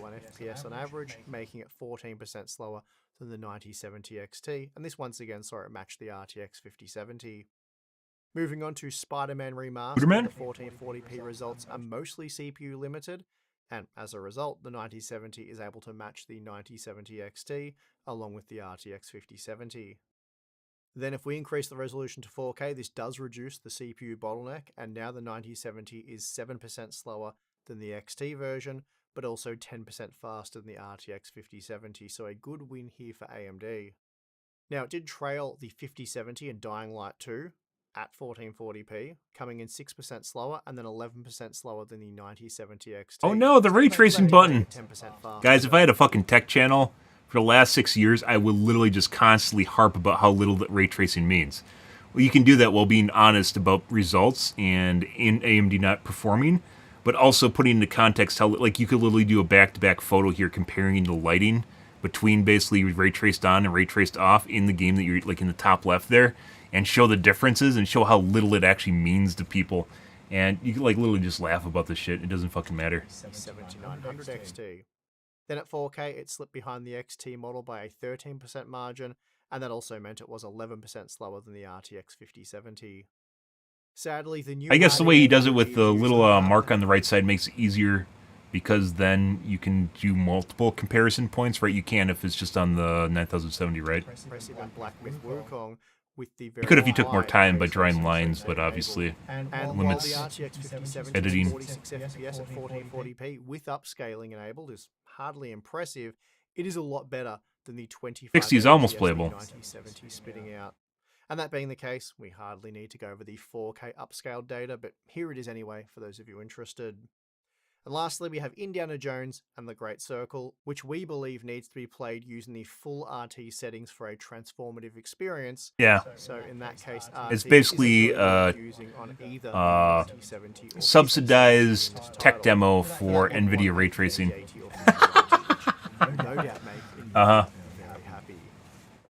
Now, across the 6 games tested for ray tracing performance, the 9070 came in 13% slower than the 9070 XT, Ray and traced. 16% slower than the RTX 5070. So not bad for a Radeon GPU, and it also means that the 9070 is 9% faster than the 7900 XTX, the previous generation flagship, so that's a great result. The 4K upscale data isn't that relevant, given the 9070 and 5070 were often unable to deliver acceptable performance with ray tracing enabled, but for those interested, the 9070 was 28% slower than the 5070 here. Okay, so time for the cost per frame data, and please note, I've had time to add the Space Marine 2 and Black Ops 6 results, meaning this data is based on an 9070, yeah, it was 550. If it's 500, it'd make more sense, right? AMD, though I expect at some point NVIDIA will address the issues we're seeing in Space Marine 2. Yeah, 100%. Yeah. So it would make sense if the 9070 was 650, and if the 9070 XT was 650, and the 9070 was 550, that would make more sense. A $50 difference here doesn't make any sense at all. They 100% artificially at the last moment decreased the price of the 9070 XT, which probably means in order for the 9070 to sell, they have to drop it another $50 too. So they probably only did for the XT and not the non-XT. Like, what would it be at if just did 65 divided by 500? Wrong way. 500 divided by 7.69. So this would actually be cheaper, which is normal for lower-end cards. If this was $500, this would have a cheaper cost per frame than the XT, which is their high-end model, right? So 100%. I would definitely say that they artificially decreased the price of the 9070 XT at the lowest moment, but not the 9070. So in order for this to sell, they have to drop this $50 too. And whether or not this is going to increase by $50, I don't know. But either way, this is not priced properly comparably to these two. Where would the... let's see. 50 divided by 74. 878.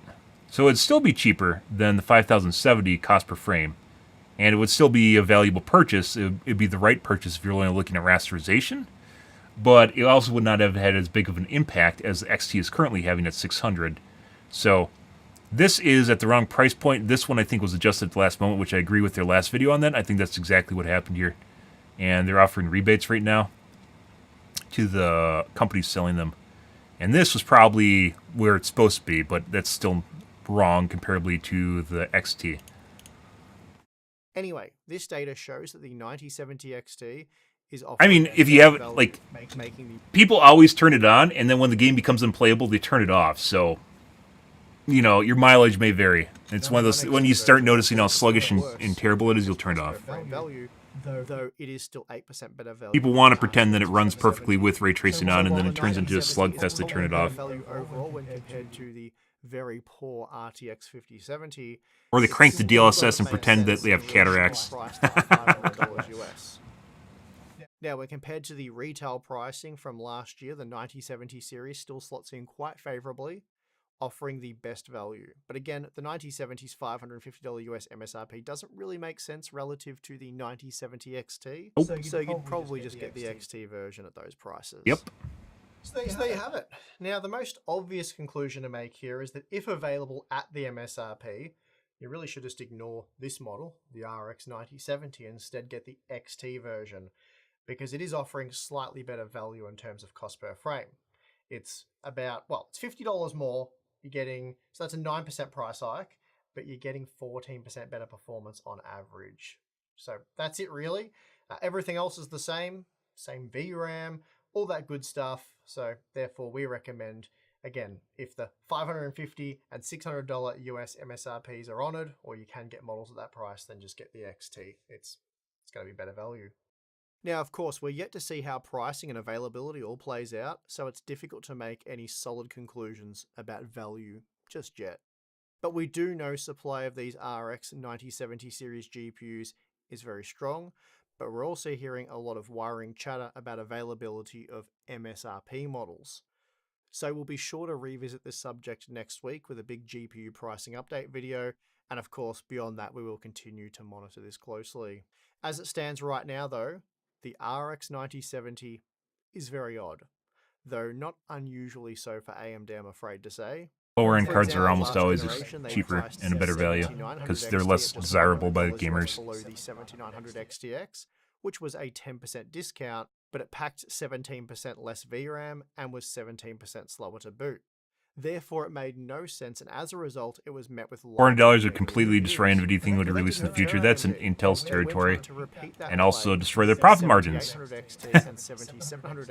Yeah, like everyone. So the comments you guys see about people saying just drop it to make it cheaper. Everyone wants things cheaper, as we've talked about in gaming. With everyone wanting skins to be cheaper, people always want free fucking things. That's the story of life, but marketing and companies will price things at which the market can bear. People don't want that, though. They don't want what the market can bear. They want what, you know, would be a great price for them, because they want things to be cheap.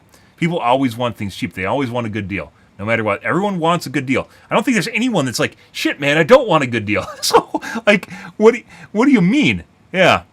Like, everyone always wants a good deal. No fucking shit. And then it gets upvotes because obviously people want free things and cheap things. It's just, yeah, no shit. Congratulations. It's not the way that the companies work, though. Despite packing 25% less VRAM and 16% weaker performance. Again, resulting in mostly negative reviews, this time for the 7700 XT. So this is a repeat strategy from AMD. A bold strategy, you could say, but it's one they like to employ, despite no one outside of AMD understanding the game plan. And in fact, it kind of seems like a lot of people... Video's newer. We're going to drop the crossfire on this one. I'm not even going to watch this video. You should just buy the 9070 XT instead. Good value. Good video, Steve. Great video, Steve. Thanks for watching. Making this a straight RX 9070 versus... Because it's only 2 hours old. 1300 1300, comparable to... It's actually almost the same number of comments, despite this being up 2 hours longer. Frame value for mostly raster performance. But when it comes to heavy or... Okay, well, that's all I want to watch. So the 5070 is basically kind of meh, but if it's at 500, it would definitely be priced appropriately for purchase if you're looking for a cheaper card, but it's not currently. Remains to be seen where things are going to end up after the market shakes out and whether or not the...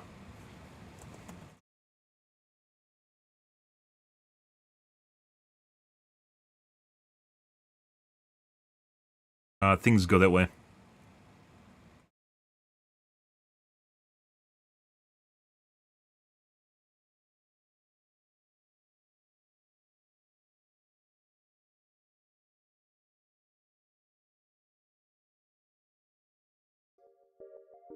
I'm your host, Steve.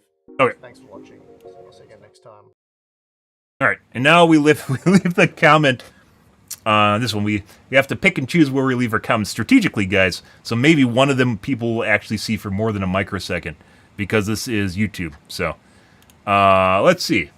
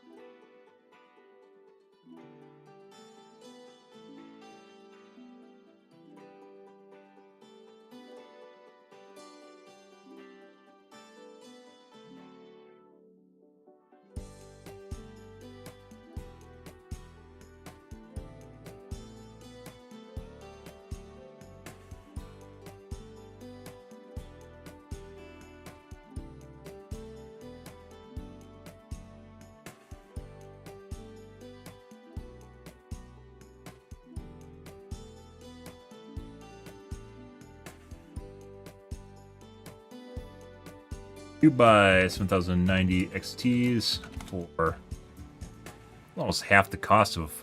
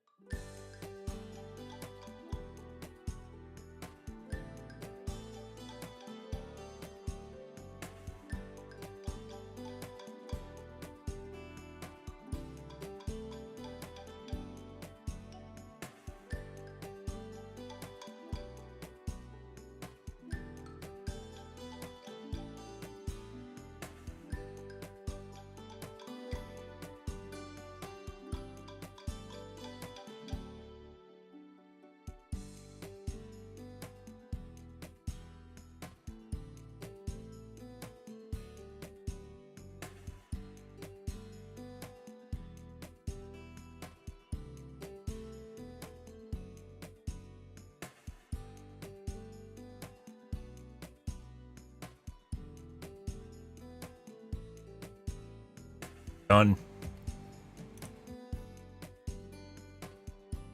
Let's see if we get a single comment. A single fucking comment. We'll see. People love, by the way, gamers love a couple different things. They love the idea of getting more bang for their buck.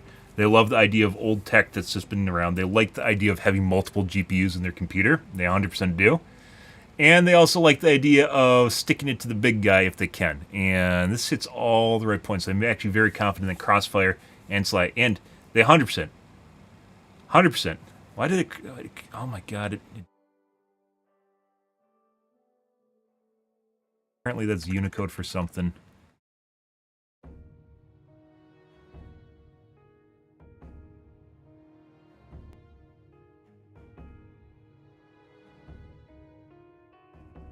%, confident they could fix it. They could make it better. And software is easier and faster to develop than hardware. Hardware you have to look like 2 years out to do anything with. So they 100% could do it. And they haven't. No, Sly and Crossfire was killed off, I think, in 21?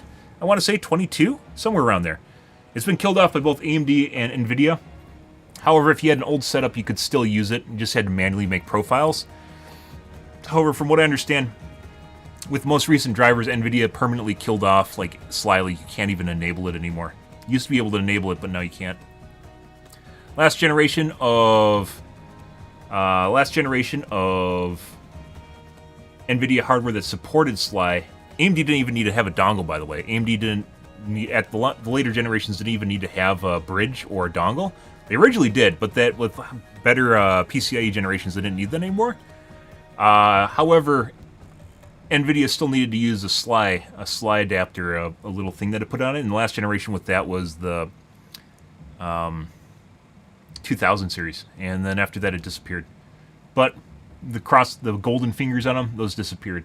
However, with the bandwidth that PCIe 4.0 and 5.0 provides, especially 5.0, it's like oodles more than your GPU basically needs at this point. So 100% could do it over like just PCIe if they wanted to.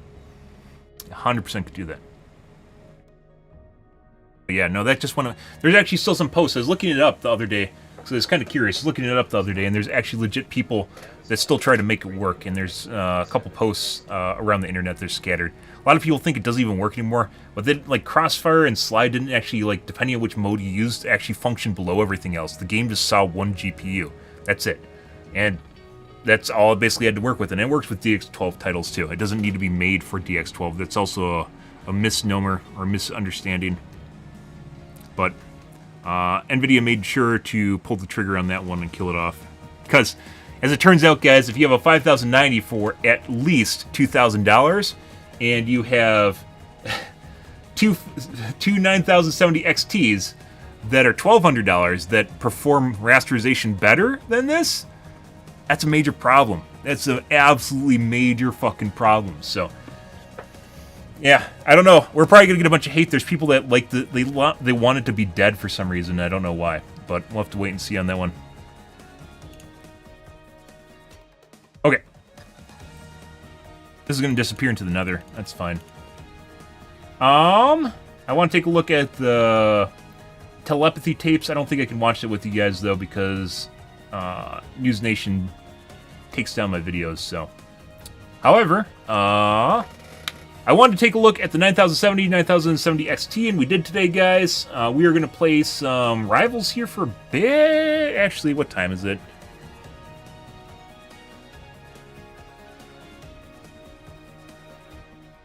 I started my stream late today, too. I think we'll play Rivals for a bit here.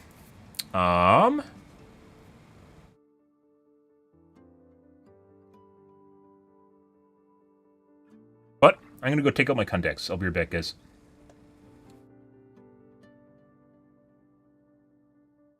Where'd Mr. Streamer go, guys? He's gone! I need his face!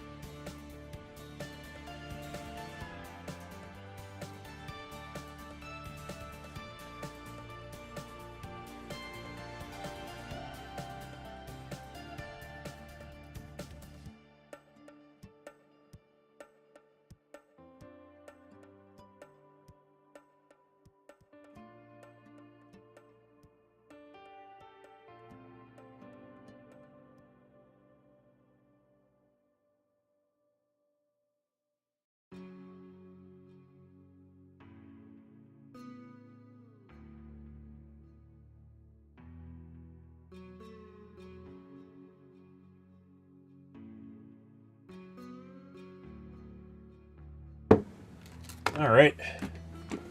Oh, you know what? It occurred to me. Maybe I shouldn't actually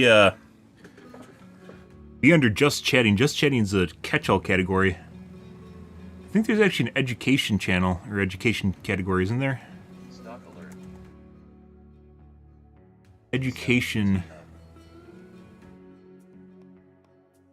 That's a category.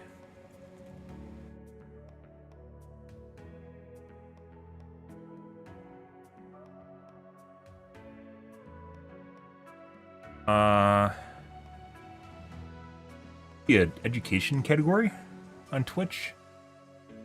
Have I tried Overwatch since Perks? No. I don't think, like, I'm not really interested in going back to Overwatch anytime soon. Boobies. ASMR is boobies.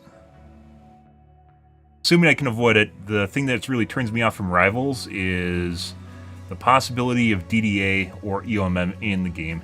And that's something I've been trying to deal with. Let's see.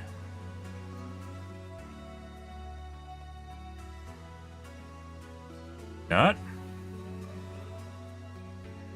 Talk shows and podcasts. I used to sit in the category. No one visited that either. 2-Point Museum's too easy. I looked at played the shit out of 2-Point Hospital. This is like no challenge in it. Okay, there isn't actually an education. You'd think there'd just be like an educational directory, right?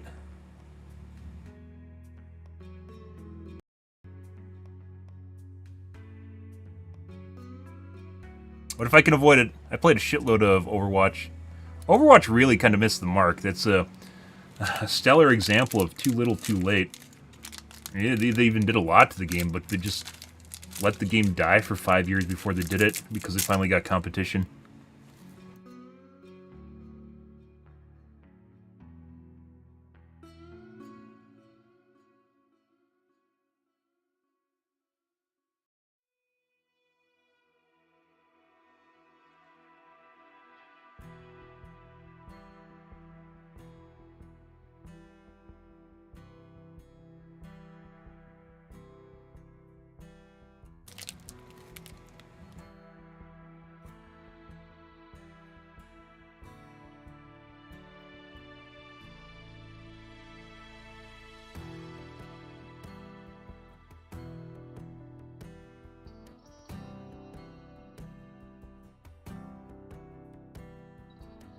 Orangey. Sly unfortunately had a lot of issues with stuttering, micro-stuttering when it first started. People started figuring out what it is.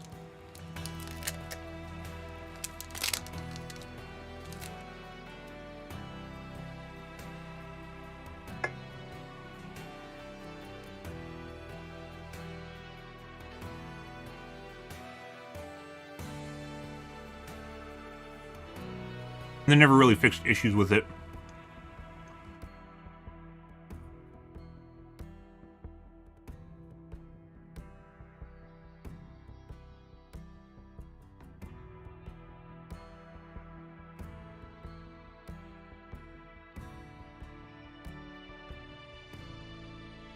Let's see. Alright. Let's play some Gamaz here, guys.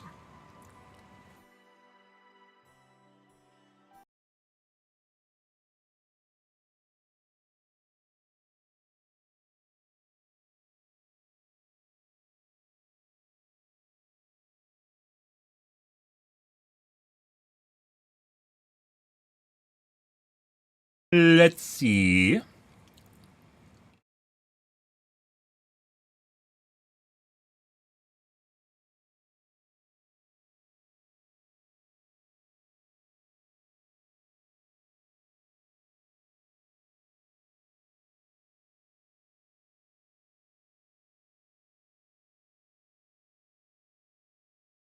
We have some stuff to do off stream today, but I think I'll be fine.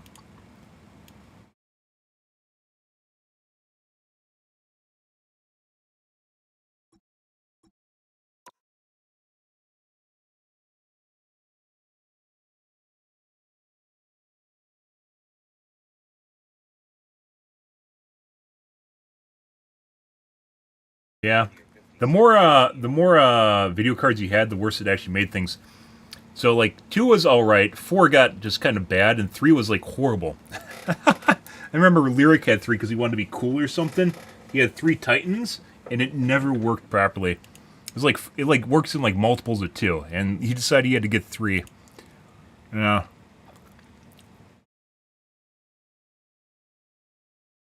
Some games it worked better than other games, but it had problems, but they 100% could fix them. They just didn't because it was in counter to their interests. Like, you know, who's gonna fucking basically shoot themselves? Hey, look, we can make these 2 cards better, and not sell our high-end offerings, or we could sell our high-end offerings, right? Yeah.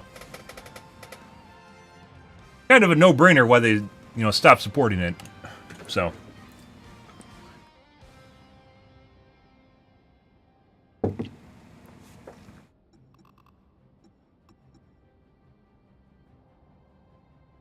And looks super washed out.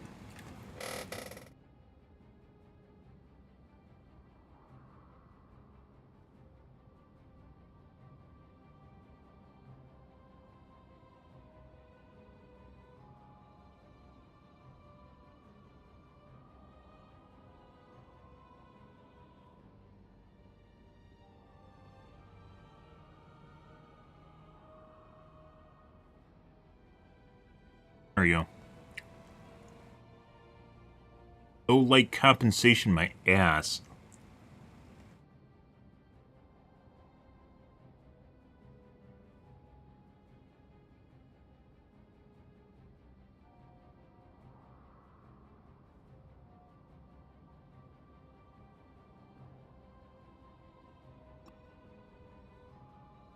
Cool idea. It still could work. They just didn't want to make it work because it doesn't work for them. Yeah.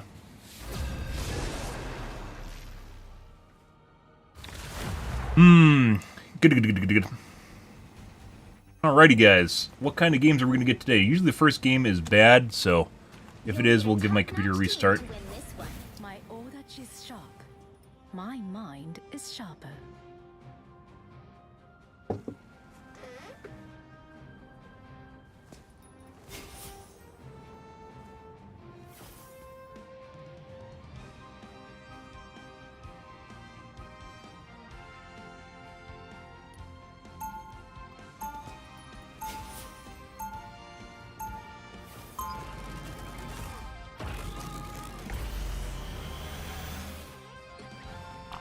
Everything in this place feels so familiar, and it's so strange. Yoki-gay-yo. 30 seconds before you attack. Get ready. You move with such stealth. You could be an excellent sparring partner. Currently, I'm more interested in fighting against our common foes. When this battle is won, grant me the honor of besting you in combat. You'll have to let this mom stretch first, but then you're on. The battle starts in 5, 4, 3, 2, 1. Alrighty. Help get that vehicle to its destination. Now I see them. I was a prisoner. I came out this way to, oh my god, to be nowhere close to our teammates. And then our teammates all decided they had to go out the side door next to me. And step aside, out of sight.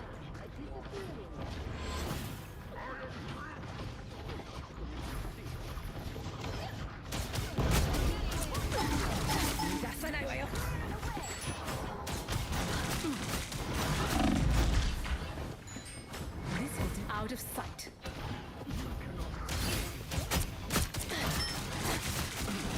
Step aside. Healing magic.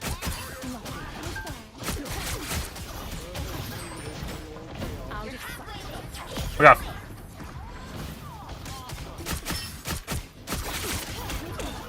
I'll turn them into splinters.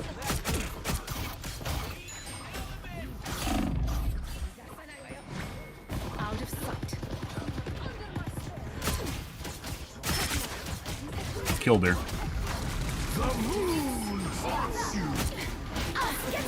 Alright. Step aside. Now we're just in shit.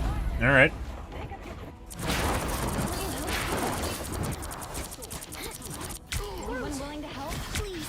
I don't know who did their ult first. Rise, my friends! Or? There we go.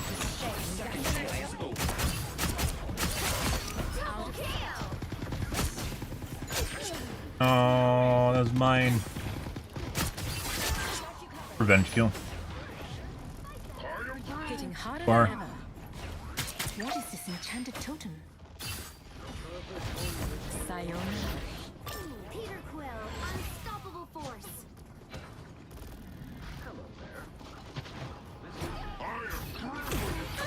God, bro. Assistance. Almost there. Job. Turn back now. Please, can you come back?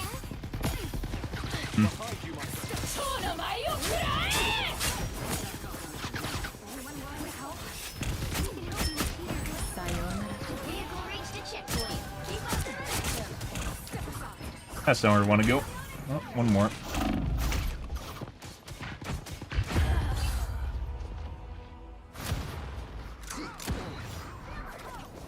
Anyone willing to help? Seriously outgunned My here! hunt continues. Need to strengthen my field. Disappear! Alright, bye. I'll turn them into splinters. Now I see. Well,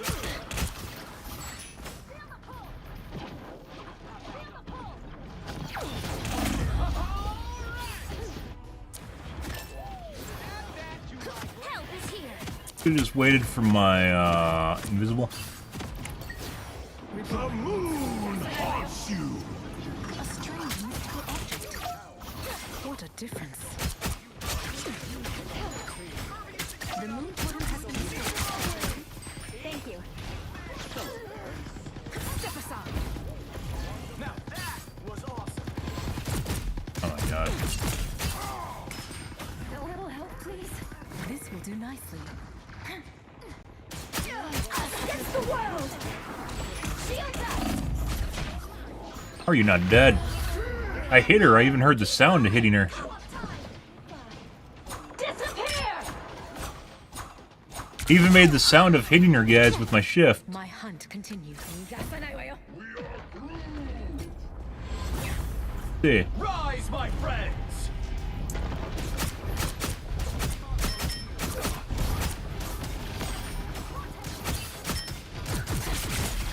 That's better. Second chance is over.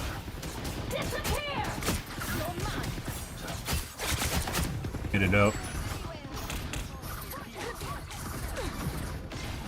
Friends, gather around!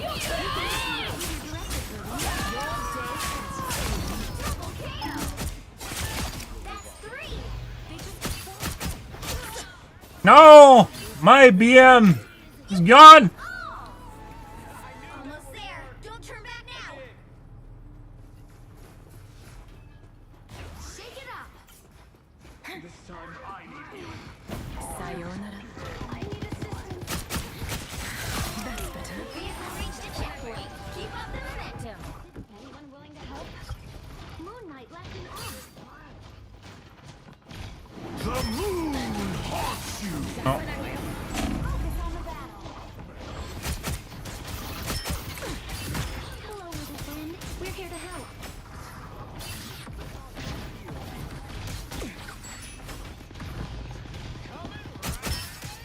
What is this enchanted totem?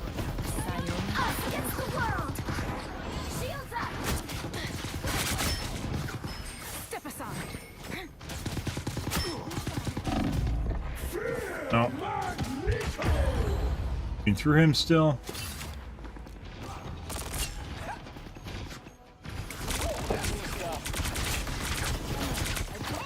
I have reawakened. Focus on the battle. My blade seems sharper. Oh, shooting through that guy. Got your back.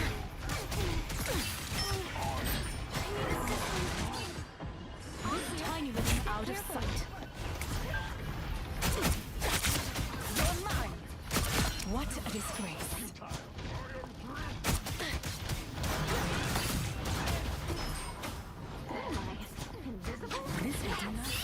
Don't let anything stand in your way. Your day ends, demon. No, my fucking kid, you put you, bruh. All they do is steal.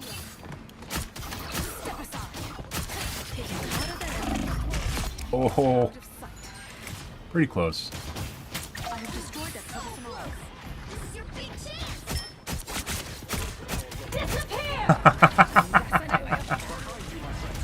chance. Alt value right there.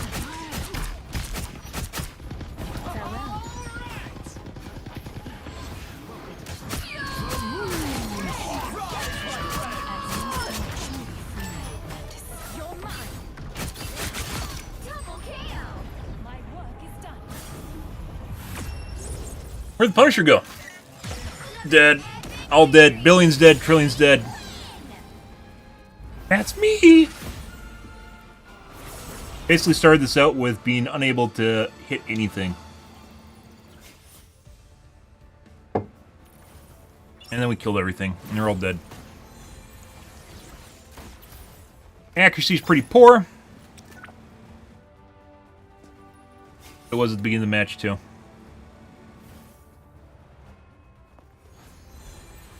Every day. Every day I should start out my stream with a restart, and I don't. Next game.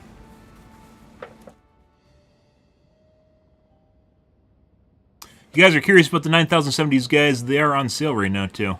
And we saw some in stock, but they aren't at 600.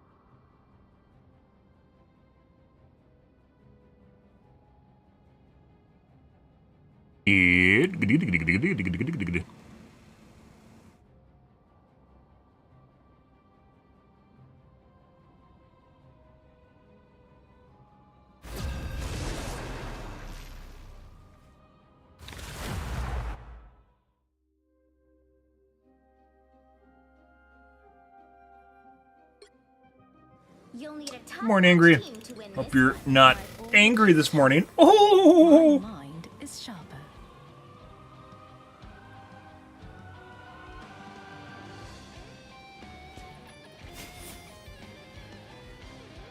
Yeah, I don't like. It's not even Overwatch. It's not even that like I hate Overwatch. It's just been out for so long, and there aren't that many characters in Overwatch I actually really enjoyed. Where in this game, I play a shitload of Psylocke, where I didn't really even play Genji at all in Overwatch, who is, I guess, the most comparable character to her. There's a lot of characters in this game that are actually fun, and characters that I enjoy, where in Overwatch, they went through this period I've talked about before in Overwatch.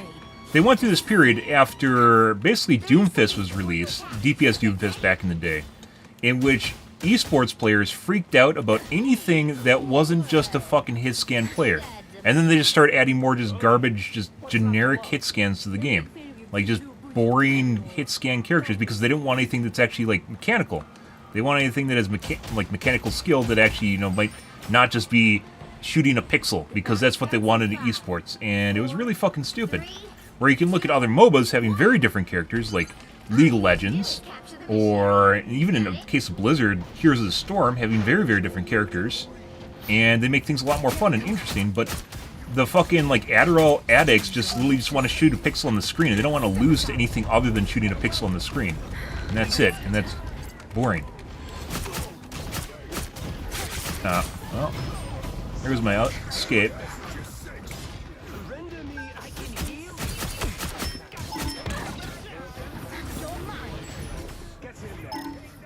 Sayonara.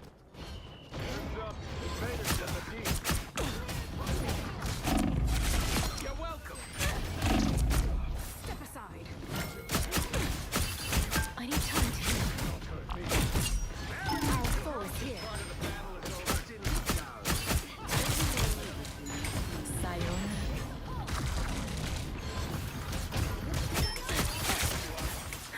That's better.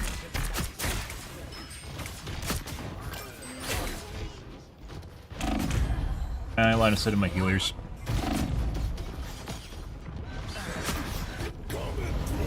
Yeah.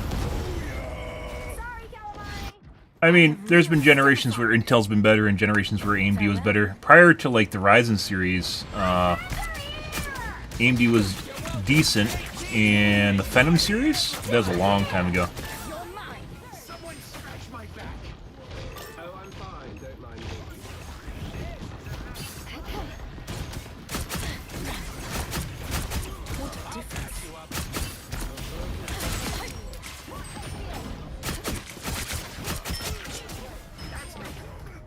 Out of sight.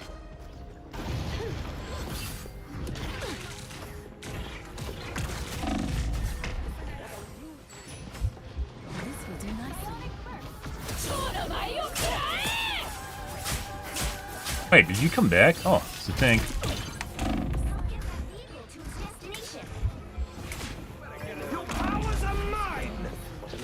Bud.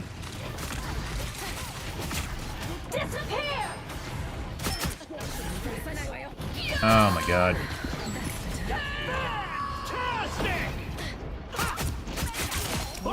Ah. Not the actual Invisible Woman.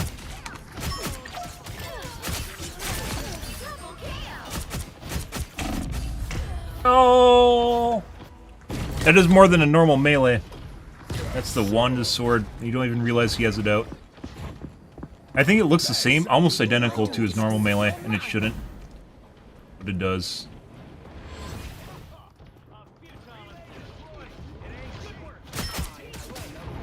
This yokai is unlike any I have. You're mine. Isn't where we want to be.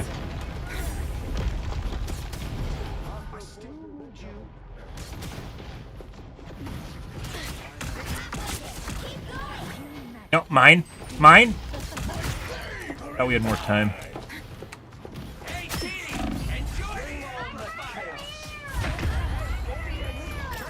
And missile.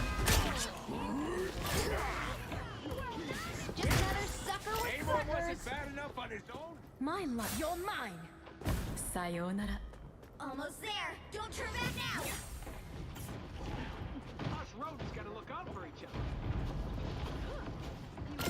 I didn't even know that could come down. There's definitely continually changing the maps, guys.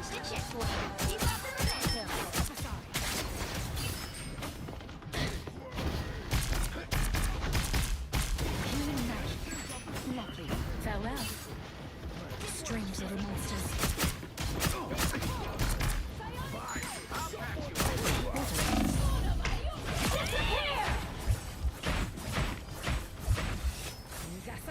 Oh, we aren't gonna make that. Oh, almost.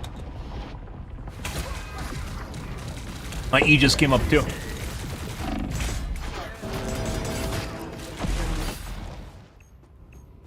A lot of focus now, guys. Step aside.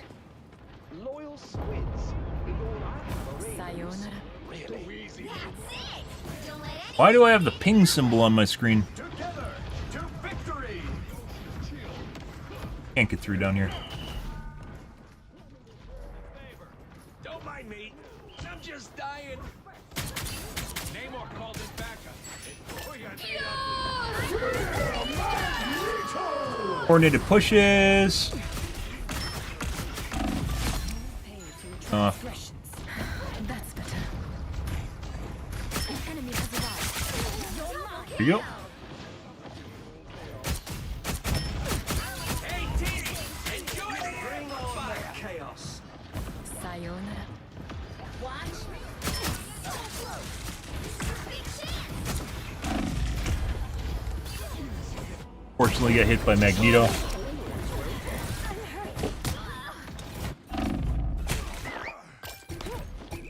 My hunt continues. Step aside.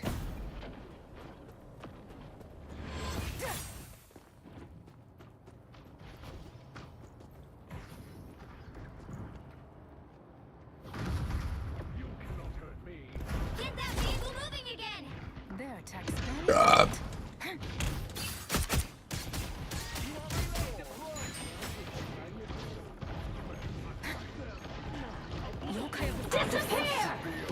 And fortunate. Fantastic! Ha ha! Ha ha! Fortunately, all our teammates are dead. Yep, now we're just getting hard commed. Let's see. My friends are here! Waited too long for that? will do nicely. Heads up, invaders from the deep.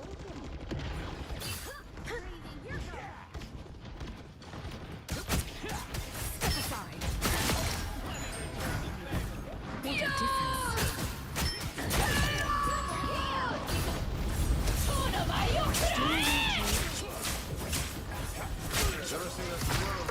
Uh-huh. Dead. They're all dead, guys. Things get more complicated when you start getting hard commed. You can literally hear them calling you out on voice comms. That's not me. Actually, pretty much spot on. Definitely taking focus whenever we showed up, though.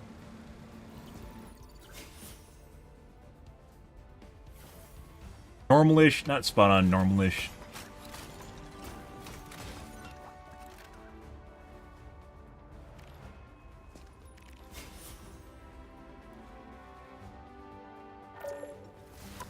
Nice run. Give it one more and then we'll give my computer a restart here.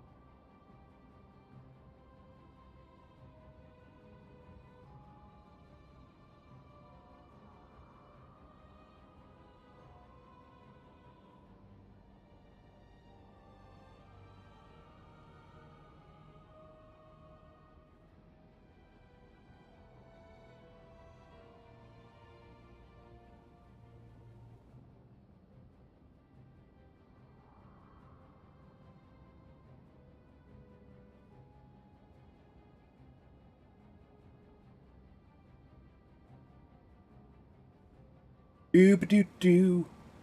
Doo-ba-doo-ba-doo-doo. Doo. Doo-ba-doo-ba-doo-doo-doo-doo.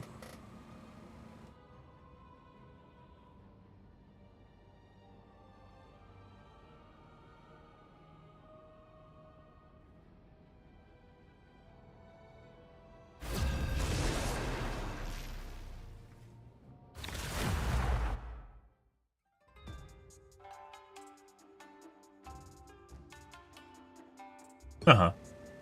You'll need a top-notch team to win this one. Oh my god. Off we go. My mind is sharper.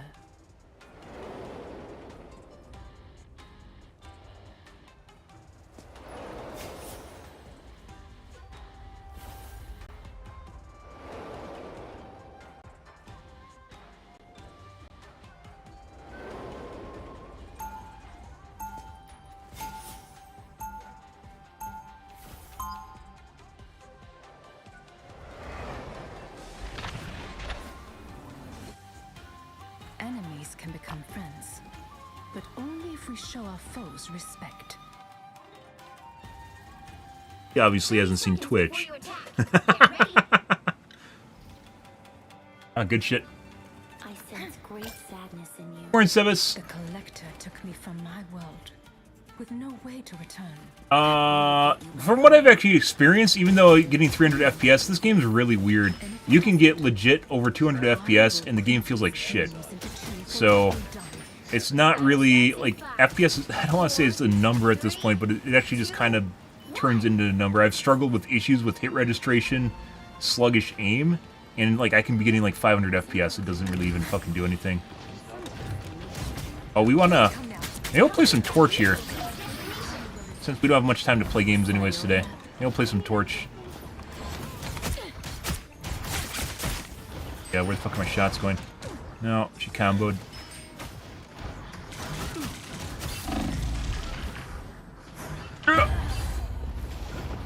Shooting through her.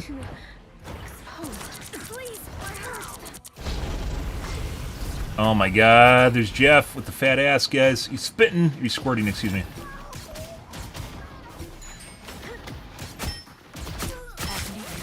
Oh, that didn't work. This will do nicely.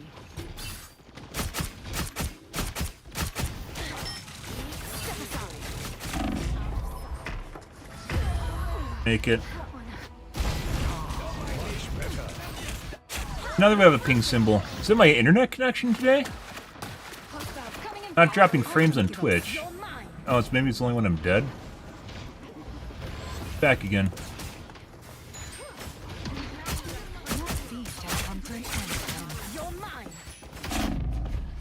Need health back. Thank you, sister. Got a shield. Farewell.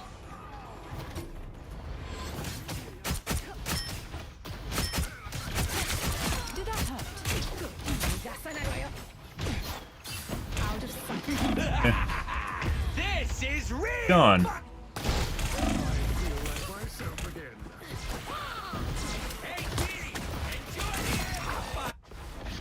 I don't step aside.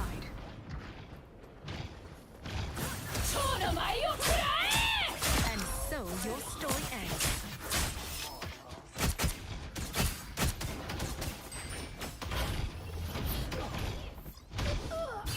Out of sight. You're dead. Oh. I guess he thinks he was alone. Oh no. Sayonara. Did he not see the tank next to him? Christ.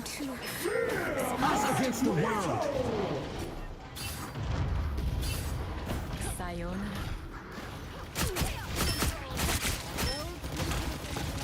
Through him.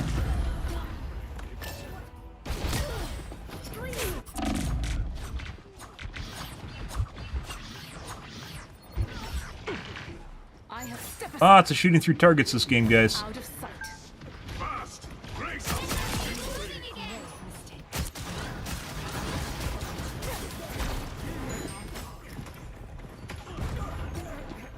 Healing magic.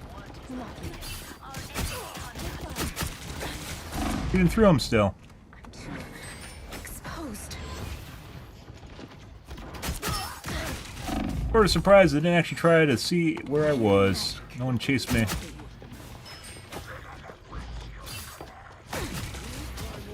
Out of sight.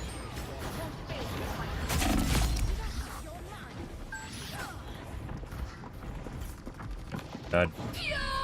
Yor? Fuck. Died.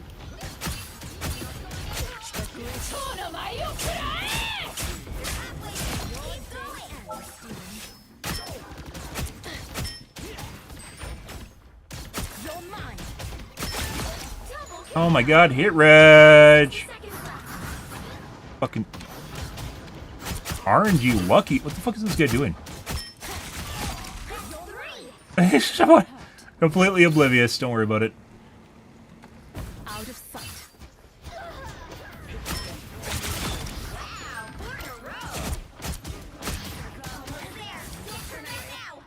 This will do nicely. But he wants to push me off the edge. Down to 30 seconds.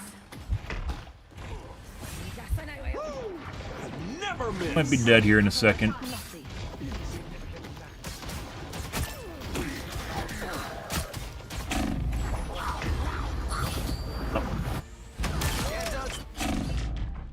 Jeff doesn't take the right amount of damage either.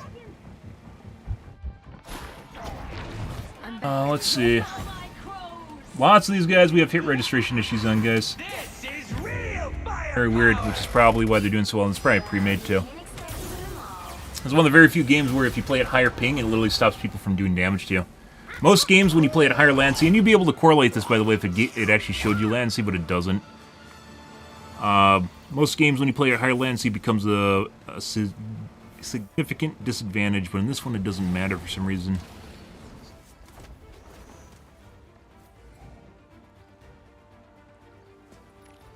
Still pooped on them. Our team did absolutely nothing, and we actually did better than the enemy team.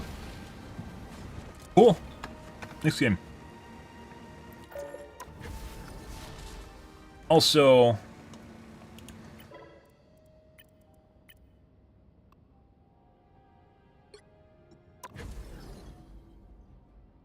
having some issues there.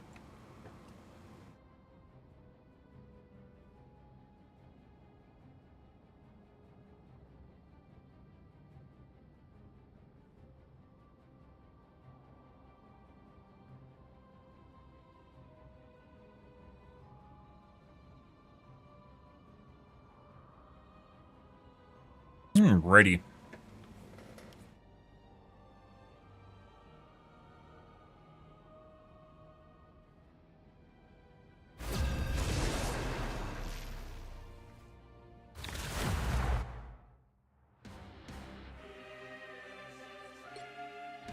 The right here could make all the difference.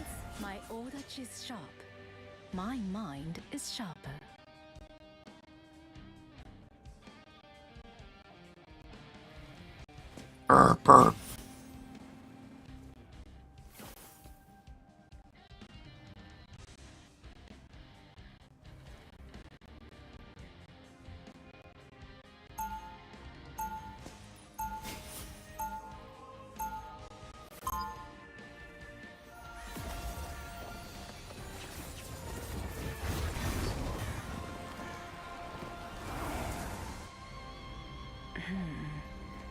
It appears some timelines feature They'll be coming in 30 seconds. Stay strong. Version of me. You reading my mind? I don't have to read your mind to know what you're thinking. What am I thinking? You're so sensitive. Wait, what did she think he's thinking about?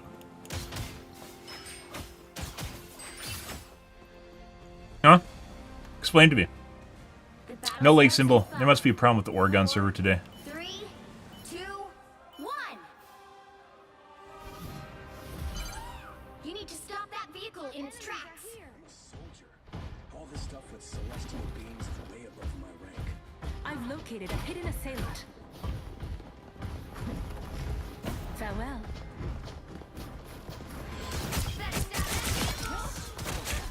No, she stunned me. Ugh. A headshot.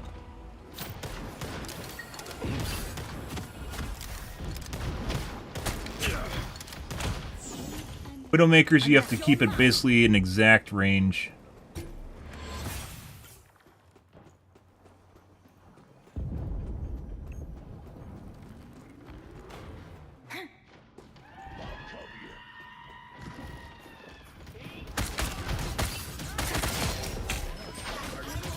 Sayonara. Alright, I guess we aren't going to get the rest of our HP. Healing magic. Lovely. You sure those are bad guys?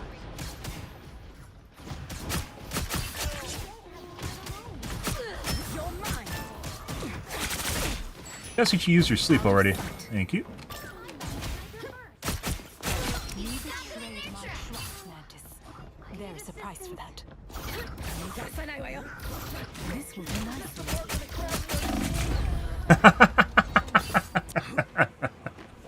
Take cover. We got a sniper. Also shot through the atom. I have step aside.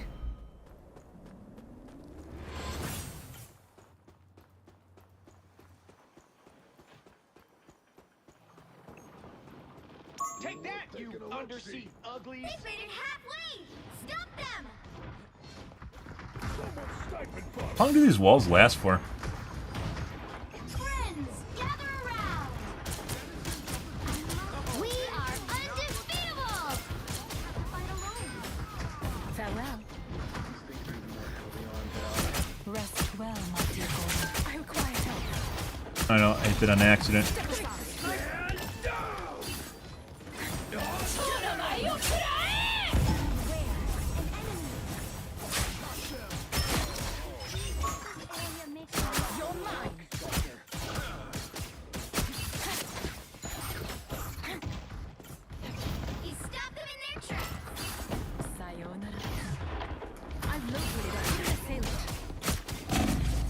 Oh. And we still got hit by it even though I dashed away. By the Widowmaker's stun. Oh. Been close enough for her to do it. Desync. There's a lot of this game that makes me feel as the game is like going at 20 tick instead of like 60. Then again, this game's also a lot faster than Overwatch, so maybe this game needs to be 120.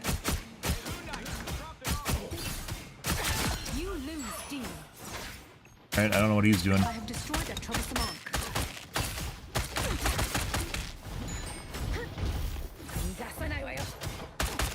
Oh.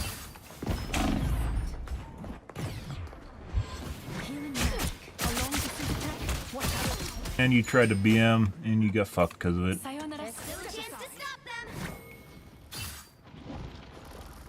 You get a weapon! You get a weapon!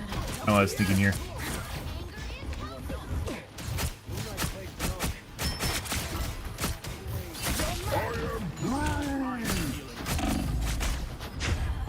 I had an E or my Q up. If I could get out of there, I could have actually queued.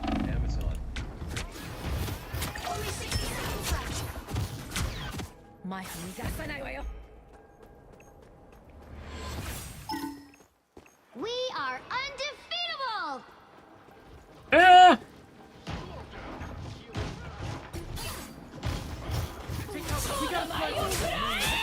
Your day ends.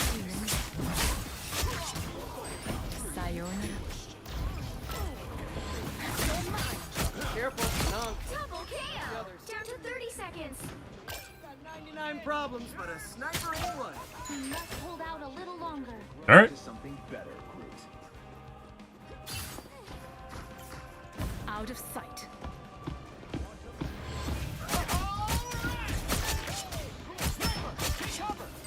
The final 10 seconds. He stepped them in their track. No longer in control. Got her.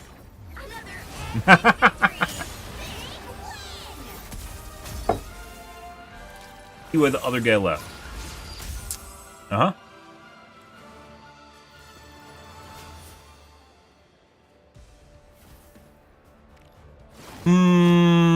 Didn't really do anything super amazing.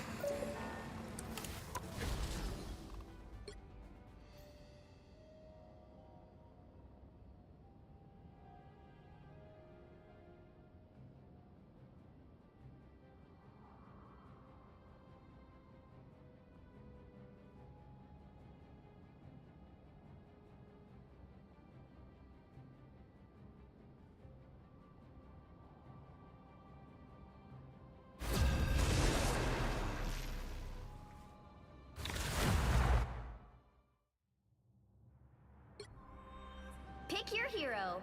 Or villain. I'm not Feel as though we just played this map, guys.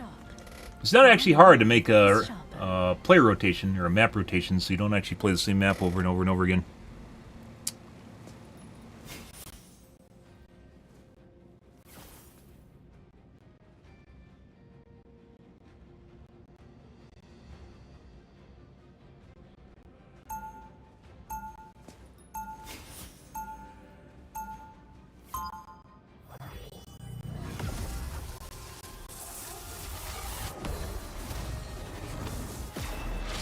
I fought Oni, slayed demons. This should be easy. 30 seconds before you attack. Get ready. People are scared of you? You're nothing compared to what I've seen in Limbo. Oh, really? Pop over to Clintar sometime and then run your mouth. Will you be my tour guide? Unlikely. We are symbiote non grata. The battle starts in Magic 5, likes the 19 inches, guys. Just saying. 2, I sense some flirting. I Mission area. Got it? Here I thought the Second World War was a nightmare. Hostiles coming in fast. Huh.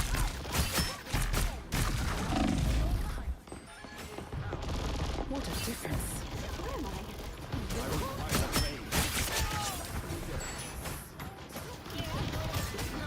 Maybe a problem.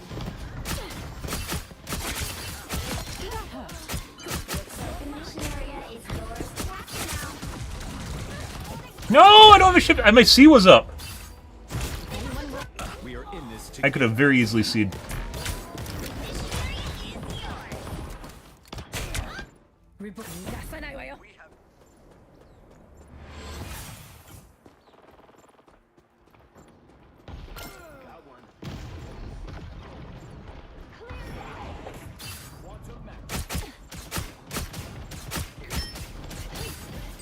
Farewell.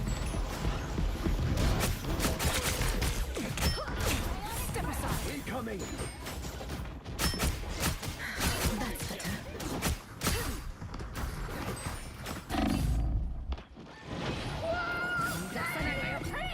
Farewell.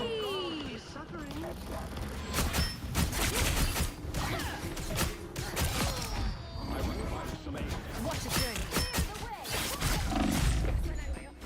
Out of sight. Double KO. Control lost. We're about a second away from death. Step aside.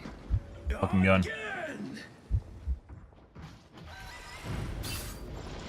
Okay, bro. Why do they go for people legitimately on medkits when there's people on the point dying? Like, yeah, alright, you got me. Mission area. I was about to heal myself. Got me good.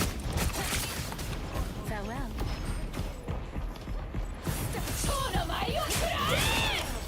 Oh, she didn't pop that soon enough. Your day ends. I actually don't want to do this. With the amazing Spider-Man! Against the world. Alright. You trying to fucking kill me with your ult? Wait, did you just run out of your ult? There's no way. There's no way she just did that. What the fuck is that? Will do nicely. She really wanted to kill me. Double KO. Alright, bro. If you want to do that.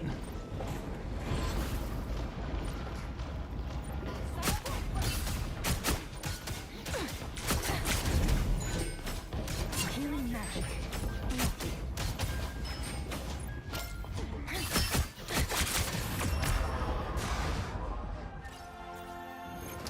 Oh, buddy. The fucking cloak and dagger literally trying to chase me down in her ult, and then she left her ult after. Like, she didn't sit at the end of it. She left her ult to try and kill me. Demons, yokai, and villains. They all fall by Fuck my your brazier. just the same. Get it. Get the brazier, guys. Oh, yeah. Oh, yeah. Physics in video games, guys. Marvelous. 30 seconds before you attack. Get ready. Crazy. What a crazy world we live in. Look how accurate they are, too. Just like real life. Yeah. Part of it's a sword now. That is not the only fish. Remember we were talking earlier about AMD and what they could have pursued instead of ray tracing? Like physics? Yeah. They chased NVIDIA's lunch. 4, 3, Seemed like it was so good, they had to do it.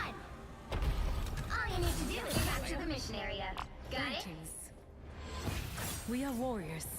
No matter what worlds we come from, do not lose sight of that.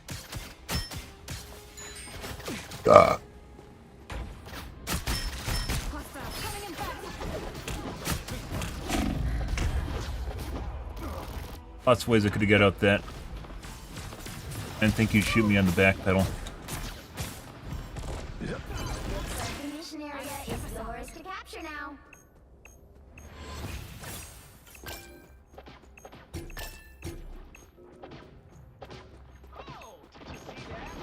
Target neutralized. Mission area is yours. That's how it's Out of sight. Really? You made a grave mistake. To Jeff! To Jeff!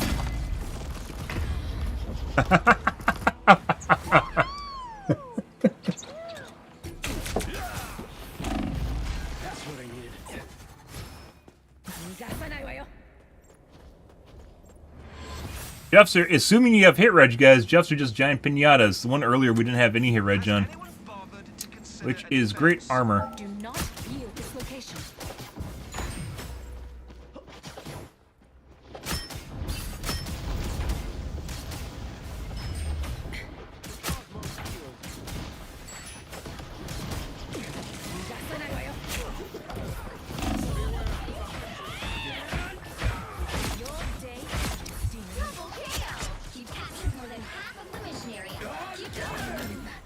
Step aside.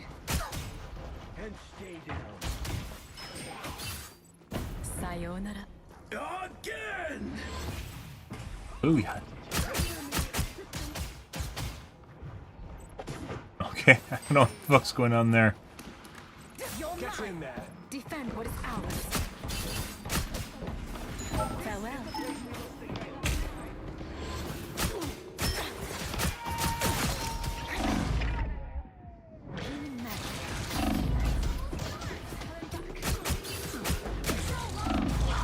How many shift up?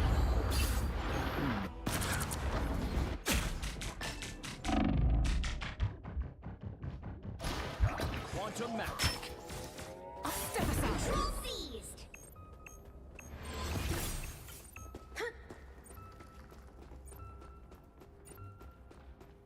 Bring on the chaos. We will stand with you. Watch me us against the world. We have to keep fighting until we have a winner. Farewell.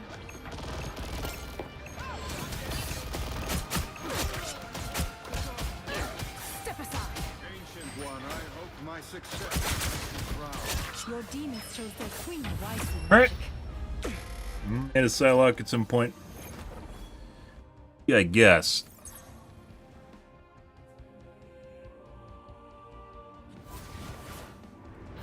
Another epic victory. Big win. Kind of weird games, guys. And most of these games were actually like we've had another DPS that's basically on par with us. Very curious.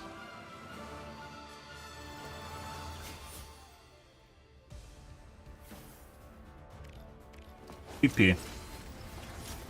ABs too. Let's see.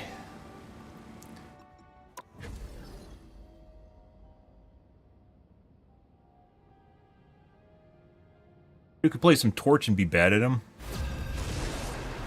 Where I play a character, guys, I'm not good at. We just literally have people that just try to dick on me all match. I have no idea why. It's like they smell it. They're like animals and they smell blood in the water and they just can't help themselves. The right heroes could make all the difference. I'm the brightest in the sky.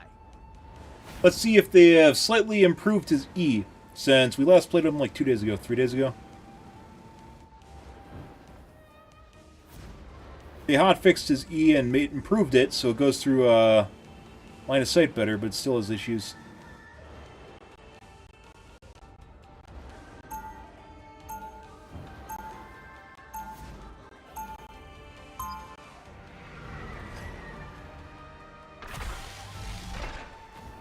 Play with fire, you're gonna get burned.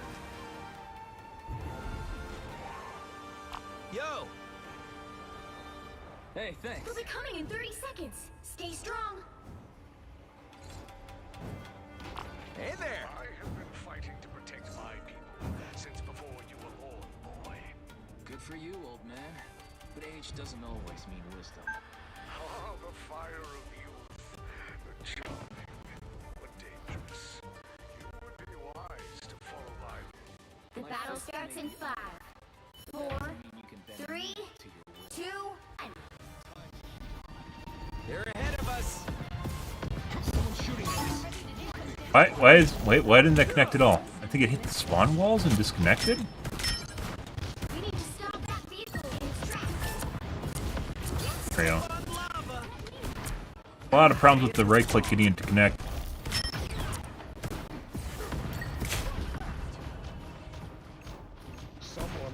in their sights. What am I? Invisible?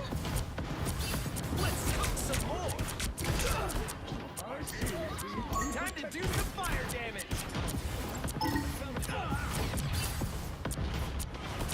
Oh my god.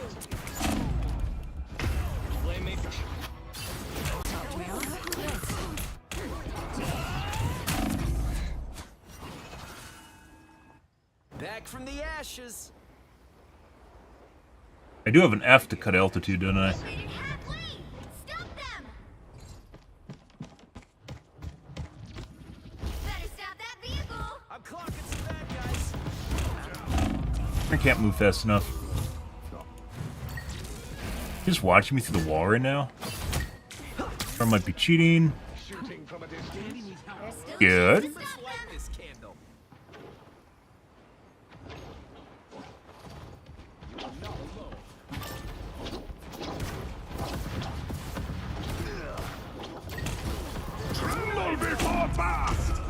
Christ. I'm not on Psylocke, literally nothing's dying. We don't have a front line. This is the problem with SPMM, guys, is when you have SPMM and the game takes into account the fact that you're going to do well, and you get on a character that you don't actually play, you just get shit on.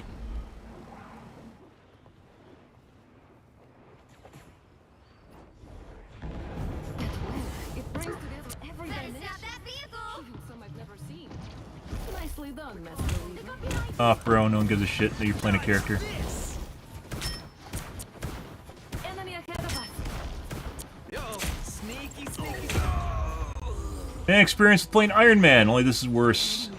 We legit have people that just run up and try to shoot me? Are you fucking for real? These stream snipers now? Man, my hair's all messed up. Against the world! For mutant kind. Healing power. Don't step on lava. I've become vulnerable. You could consistently get that to,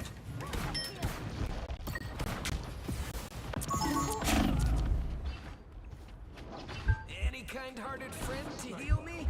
Ooh, that felt nice.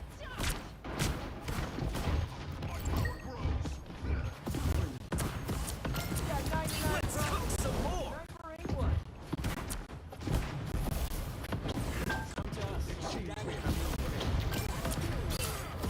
Spider-Man's trying to do TikTok memes.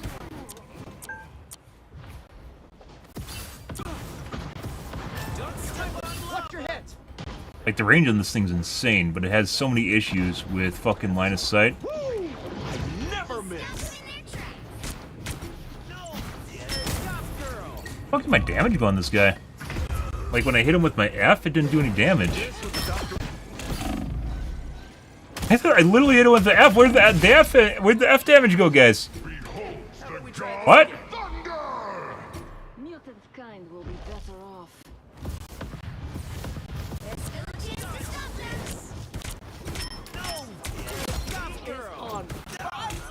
them! Christ. Stop that vehicle!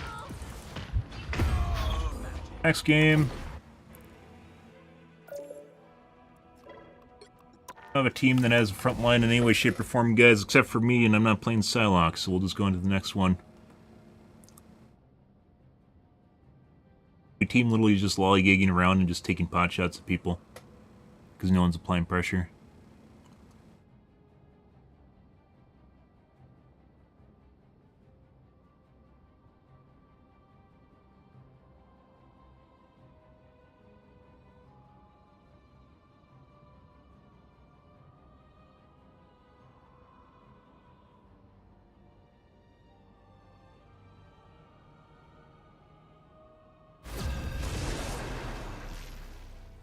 On to the next. Done that earlier after point 1 was capped, but I thought we could actually play it out a little bit and it would have been, like, kind of alleviate itself and never happened. Whenever I believe in a match, guys, it just gets worse. Like, it always just gets worse. I should have called it a point 1. I basically set up a rule for, assuming I'm not playing something I can carry on, I set up a rule for basically getting steamrolled, which is if we have, like, basically no limbs at point 1 cap, we just leave. Same thing with first point. The cap maps. works pretty good because that generally is unrecoverable. As it turns out, you're just screwed. Sometimes it's not the case, but almost always it is. Hurry up. I got a date in another dimension. Not playing Torch because I want to go against tryhards. I barely can play the character. 30 seconds before you attack. Get ready. Hey there. Ready to rock, sis? You know me, Johnny. When I'm needed, I'm there. Old, reliable. Don't make me hurt you. Feel the pull.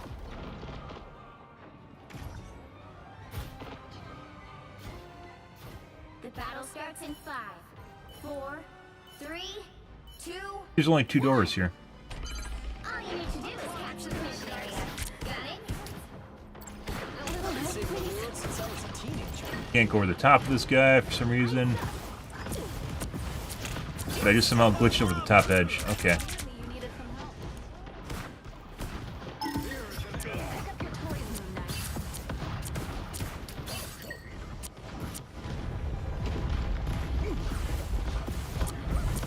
Let's cook some more. Ooh, that felt nice.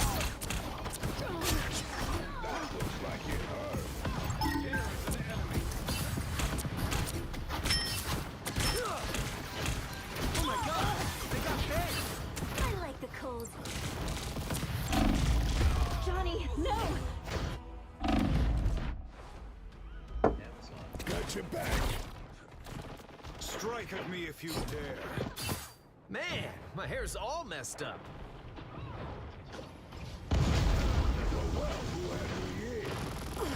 That one hurts.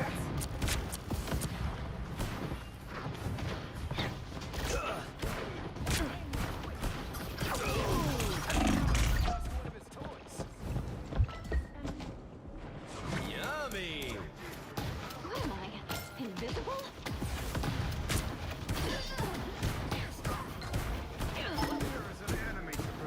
Armed and dangerous! Again! Again! Fuck with that, bro. Dodge this. Yeah, front one didn't connect for some reason. I have no idea why. Day at the spa.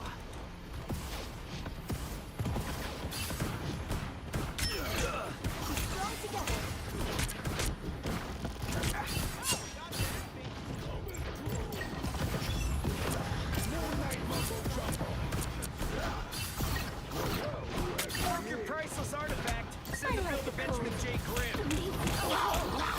Let's cook some more. I am ready to put on a show! Storm Sits Unite. The grand finale! Supernova. The moon haunts you! Feel the wrath of the goddess. Oh my god. We're fucked here in a second. Live. Let's cook some more. Rock on, Ben.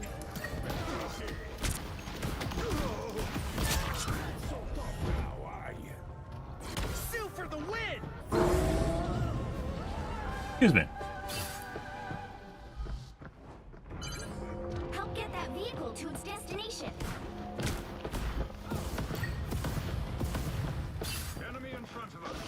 Oh, you're all Any kind-hearted friend to heal me? Here. Oh, we almost bit it. I had a C up too. worked up behind you. I'm a sitting duck.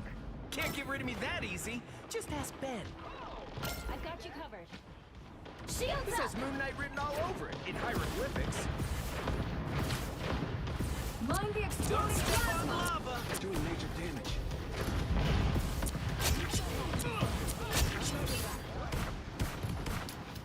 Here is an enemy to pursue. Halfway there. Keep going! Like no damage. I swear it does more damage to me. I don't know if I'm hitting the wrong spot or what's going on here. Heads up. Central Park has never been friendly territory. Don't step on lava. Destruction here. Nothing here. That's gonna be next to impossible for me to grab. I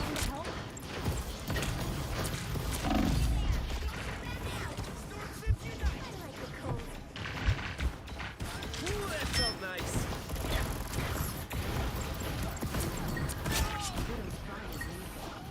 Keep trying to reload.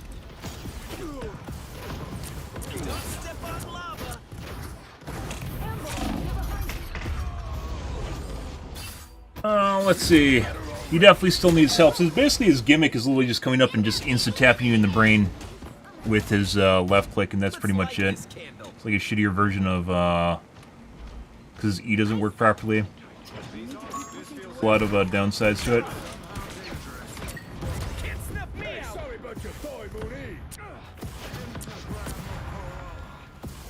Target neutralized. I am ready to put on a show! You're ahead of us. Like a day at the spa.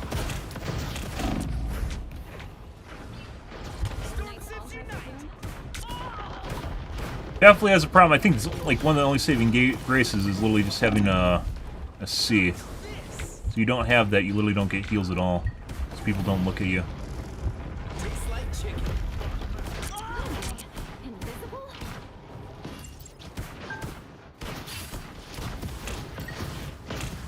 Don't step on lava. Get that wheel moving again!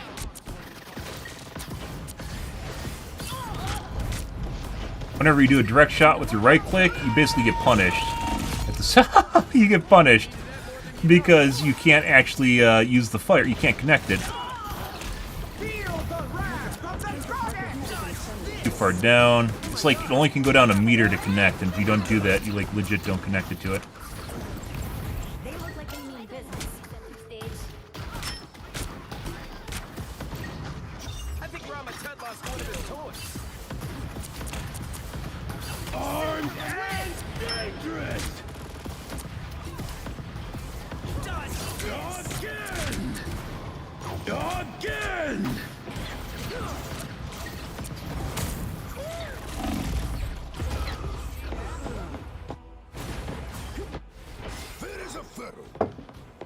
I don't think we're winning this one, guys. Just throwing that out there, because I'm not playing Psylocke, and the game thinks I'm a lot better than I am on Torch.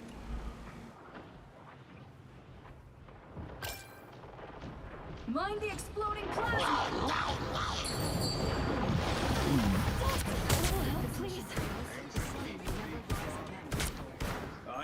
But only one of those actually hit the ground. That one didn't connect to either of the two ones over there in front. Magic Ankh? No more Ankh! Storm Sips unite. You need me. Cool character, but not functional.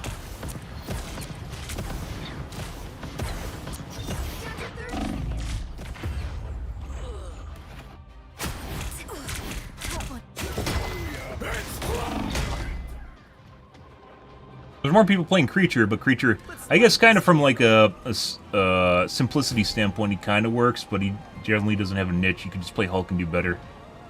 Where Torch is just kind of broken. He still's broken.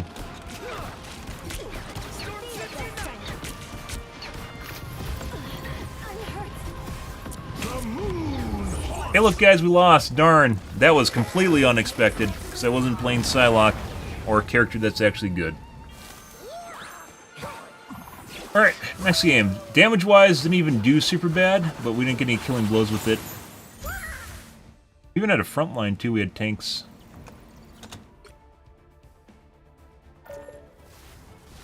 Do we want to play more Torch? I don't even know. How they fixed his E is just kind of shitty. He's just like a... Like with Iron Man, you can go up and evaporate people with right clicks and kind of do something with your left clicks. With Torch, you kind of can just shoot people in their brains, maybe if no one's watching. Lucky. Pick your hero or villain. He has too many problems connecting his E's together. As I mentioned a couple different times, his E, if you right click and it hits someone, it should drop to the ground. A fire pile should drop to the ground. If it hits a wall, it should drop to the ground. If it hits a barrier or like a shield, it should drop to the ground, so you can actually connect stuff even when it's fucked up. Otherwise, it just completely ruins your rotation that you're trying to go for. extremely difficult to connect. You think it has lots of problems with height difference too, where it only goes up and down 3 meters or a meter, and that's not enough. It needs to do like 3. There's a lot of vertical height differences in the maps, and you can't connect shit at all because of it. The box itself doesn't actually have a height to it. You can actually, well, it does have a height, but you can jump over the top of it. Just once again, about a meter. Oh my. OMG, you are the cutest shark ever. Look at those little feet. I know, sharks aren't supposed to have feet. And you can't eat tippy toe, she's my best friend. The battle starts in 5, 4, 3, 2, 1. All you need to do is capture the mission area. Got it? Light and dark need each other to exist.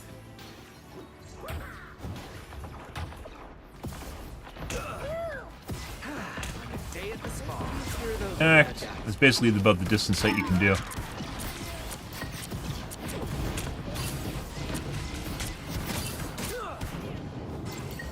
Get a vacuum cleaner.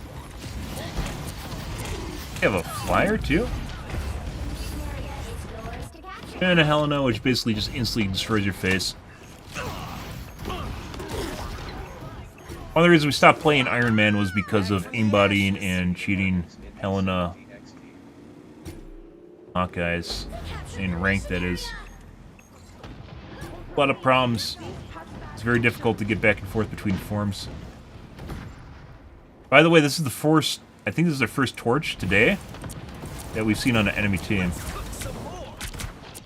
Weird, as I'm playing torch myself. Now he has to come over and try and jack off on me.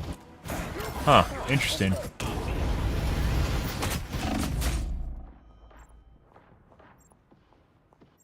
Back from the ashes.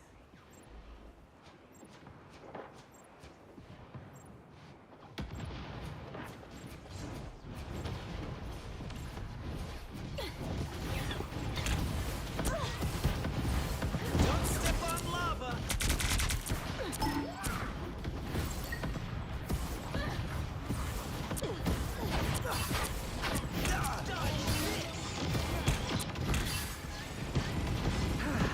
Day at the spa.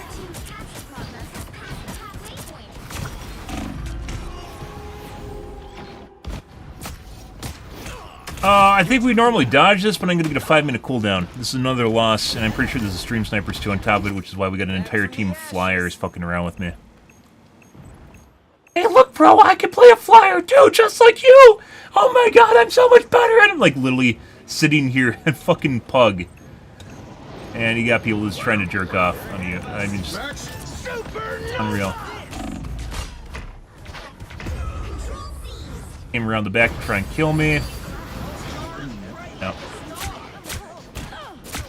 Do we want to quit out of this, guys? Next game. Let's play Worms for 5 minutes, and then we'll play another. It's a stream snipe squad, and not interested in playing against that. Literally have like 6 games on that guy, guys, and they want to have some sort of fucking comp jerk-off squad.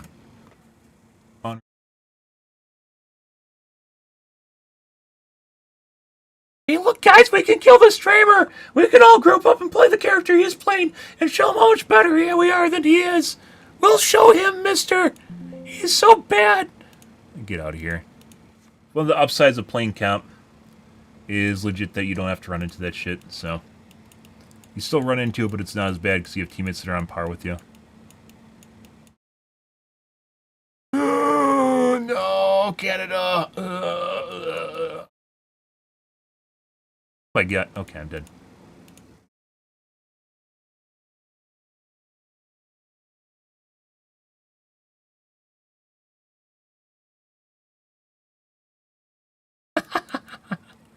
Oh yeah?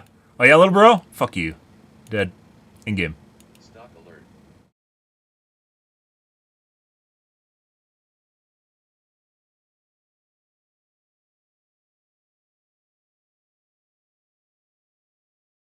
Doo-ba-doo-ba-doo-doo. Doo-ba-doo-ba-doo-doo. Doo-ba-doo-ba-doo-doo-doo. Doo-doo-doo. Fuck you. Oh, okay. Bob. Fuck Bob. Fuck this guy. Fuck you, Bob. Yeah?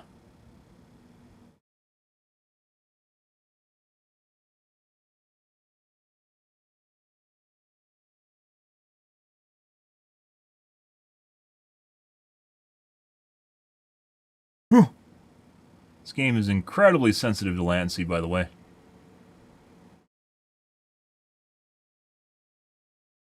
Oh!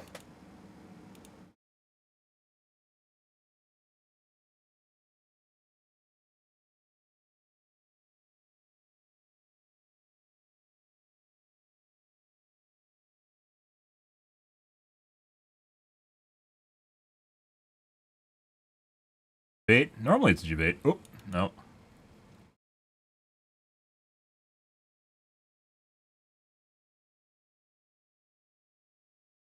Normally they aren't nice enough just to pull over for you and let you eat them, but you know, sometimes. Long have I wished to serve under you, sir. Oh my god! Sanjo, thank you for the continued support, bro. I appreciate it. And executed. Fuck this guy. Oh my god. Oh my god. 41. When in doubt, throw more men at it. Closing in on 48. Oh my god.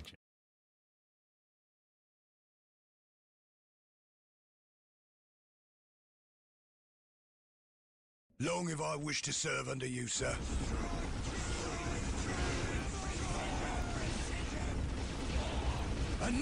Is it 50? No. Oh, is that a resub?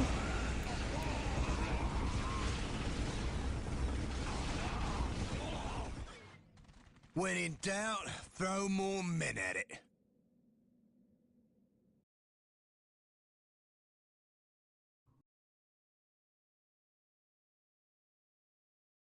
Frostal! Oh my god! Gifted a sub. Thank you, Sanjo. I appreciate it.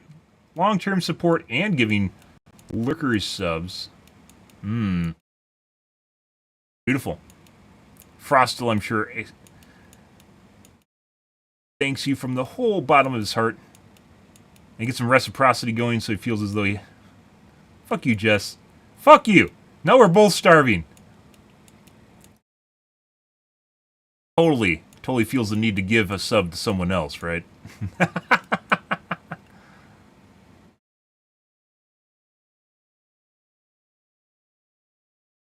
Got him.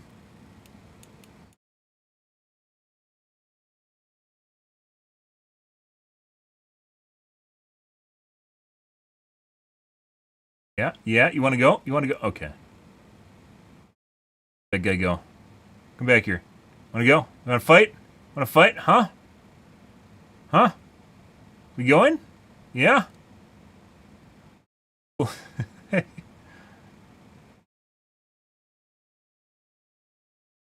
Oh, he's just waiting to zoom.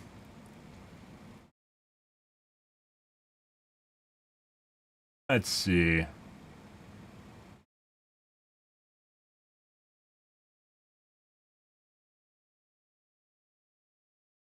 Mine?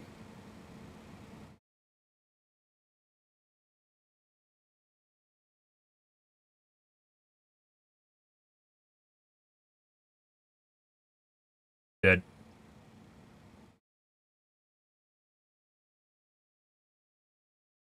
Also dead.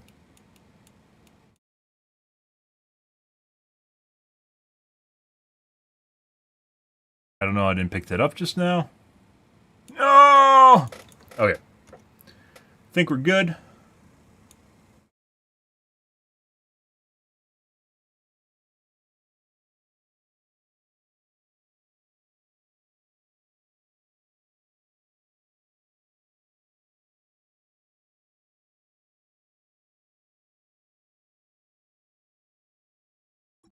Might be shy by a minute, maybe?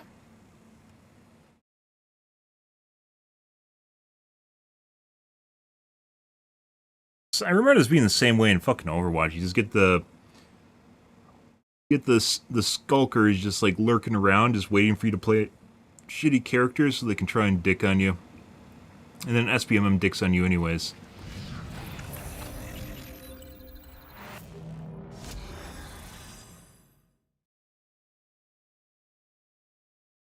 This game has flyers in it, guys. We're literally going Psylocke and killing all of them.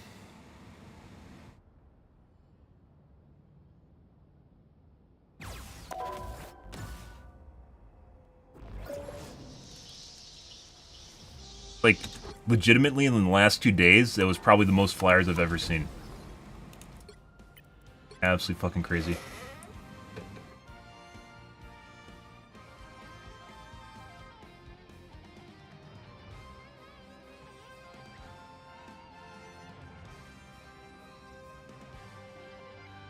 Fuck's just trying to flank to kill me. What the fuck's going on here? Get out of here. No one believes that shit. No one can see your name anyways, guys. No one cares. Reasons I hide names is because people actually just get off on seeing their name on your screen. I've learned over the decades, it's like the dopamine and serotonin literally comes from their name popping up, but if their name doesn't pop up, no one, like, there's no accolades, no one cares. That's why the names are hidden.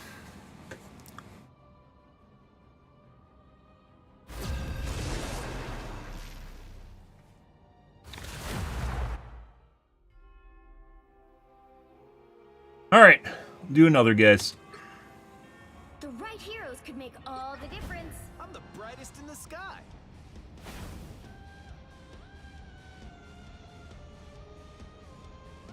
That guy, why would you select...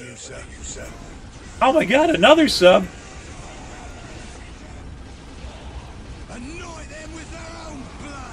You found KSA, there's no way. Is he actually in chat?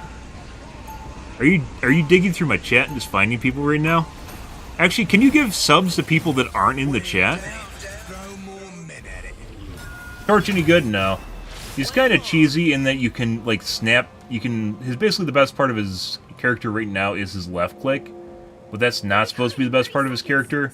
So basically people just try to run around and just put all the... Basically, it's a buckshot. Just put it all into someone's brain.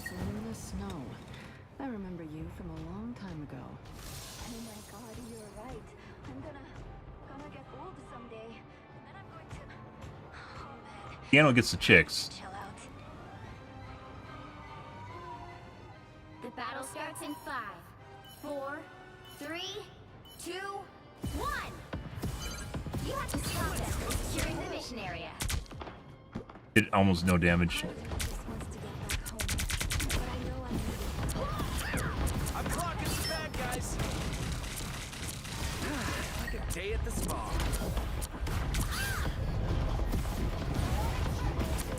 Remember we talking about height differences being a big deal?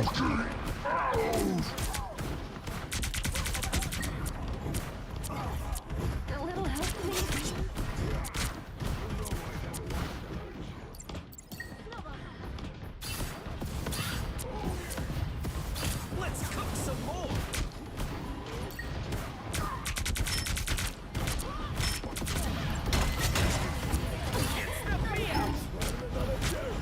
Christ.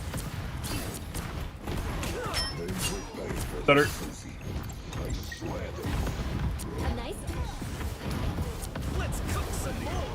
Didn't fucking do anything. Oh my god. That ball just interrupted my F. I wasn't even allowed to hit the ground. It pulled me out of my F. There's no way.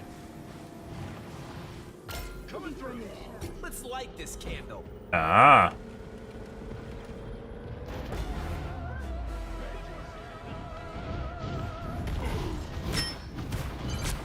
You need to stop that vehicle in its tracks.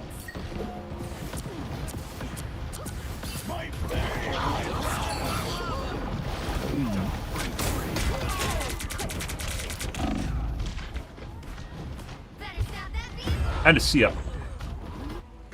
But no, like, the biggest part of his kit that's supposed to work is his right clicks. And his right clicks, without his E, don't function properly. They don't go up and down properly. Line of sight used to be a big issue with them. That's been toned down. But now they have problems with height differences, and people can legitimately just jump over the fire pool that you make. Like, just hit spacebar and they don't take damage from the ticks. What? Alright.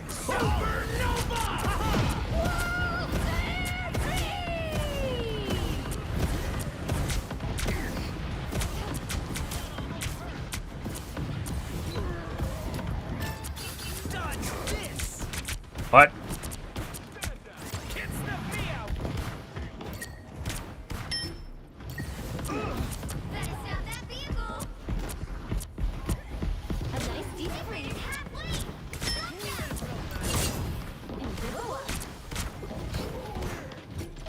Like this, I can't actually properly make a fire pool here. That's like the highest you can go up before it doesn't connect anymore.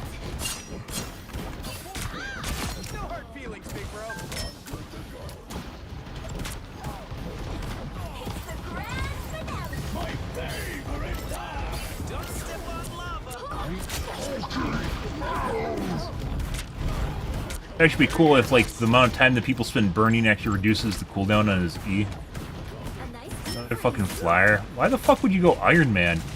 Am I, like, doing that well on this guy? There's no way. I mean, they do have a Hulk. Didn't connect the one up the stairs.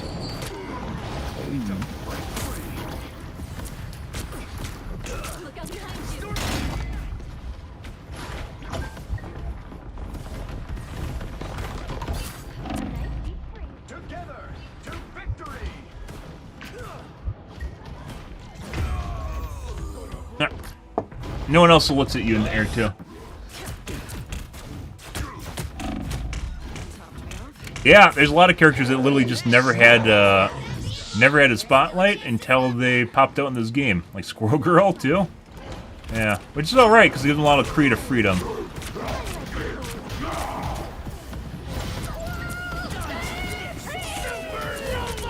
It didn't connect to one of the stairs.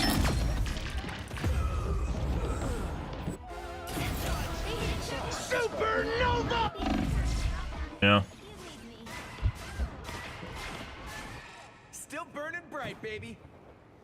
Sure about that one. He's a lot of help. Mr. Fantastic still needs help too. He's shit. The only time he does well is when no one pays attention to him, which is basically any character can do well if that's the case. Mind the exploding plasma. My shields are down.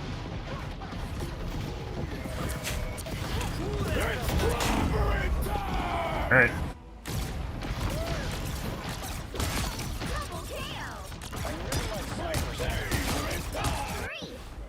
Still burning bright, baby. Better stop that vehicle.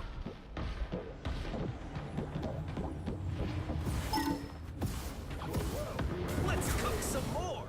Got him good. Look at that. Oh my god. There's no way they'll ever be able to touch the ground anymore, guys. It's a shame, because I really like area control, area denial characters. We can't make, like, anything on the stairs.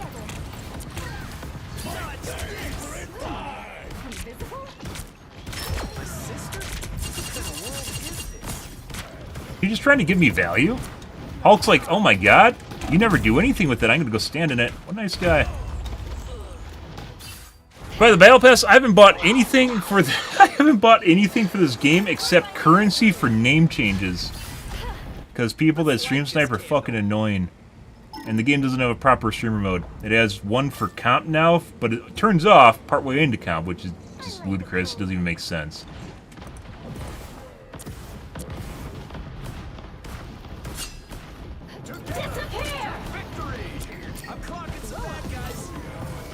Wants to fucking... Okay, I thought he was gonna ult.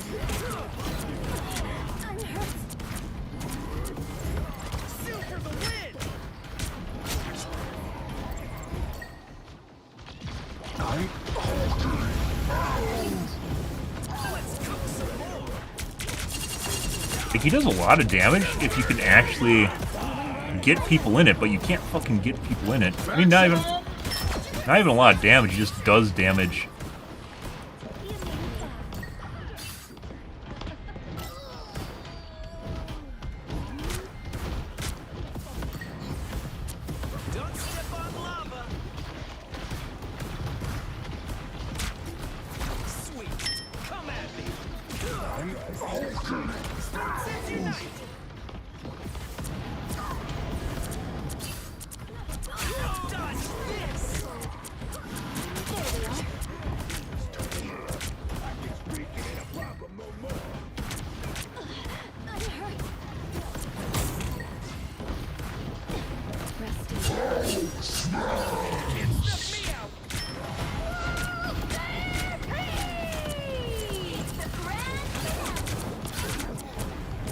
It's like probably one of the best ones we've done so far.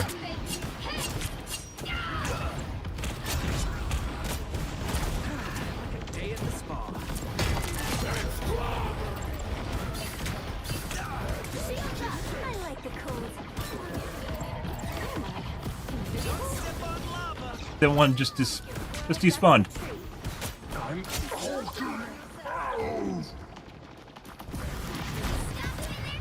Oh yeah? Oh yeah, Jeff?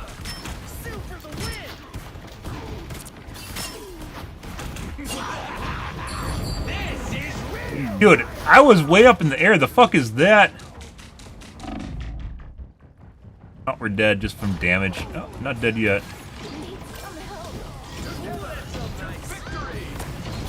Oh, it didn't fucking make that one on the side.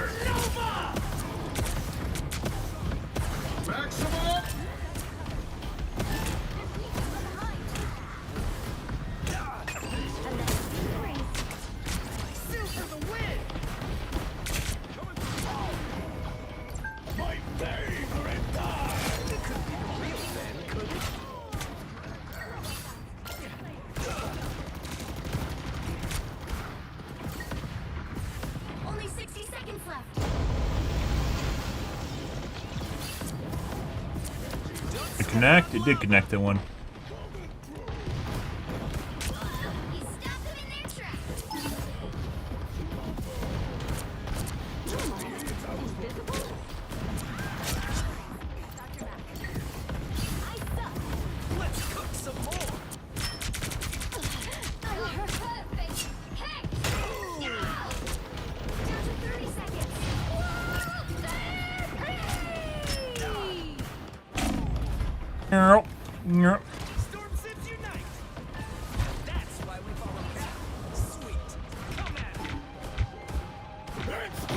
The fuck did my C go? It just like turned off into heal me at all.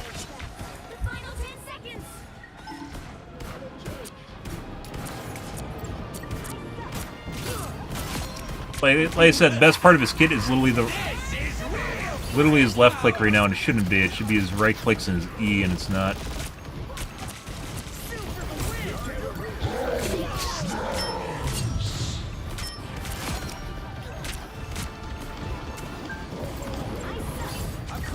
There we go.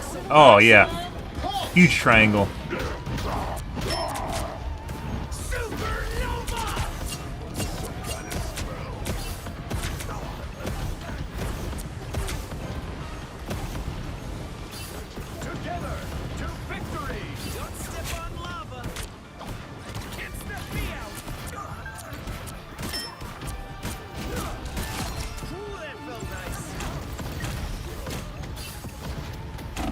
No.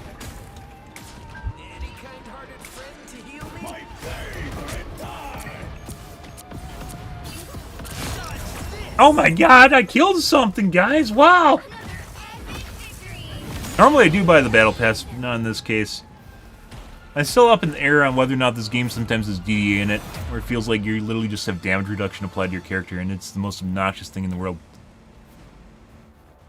I love having cap when I'm thinging out.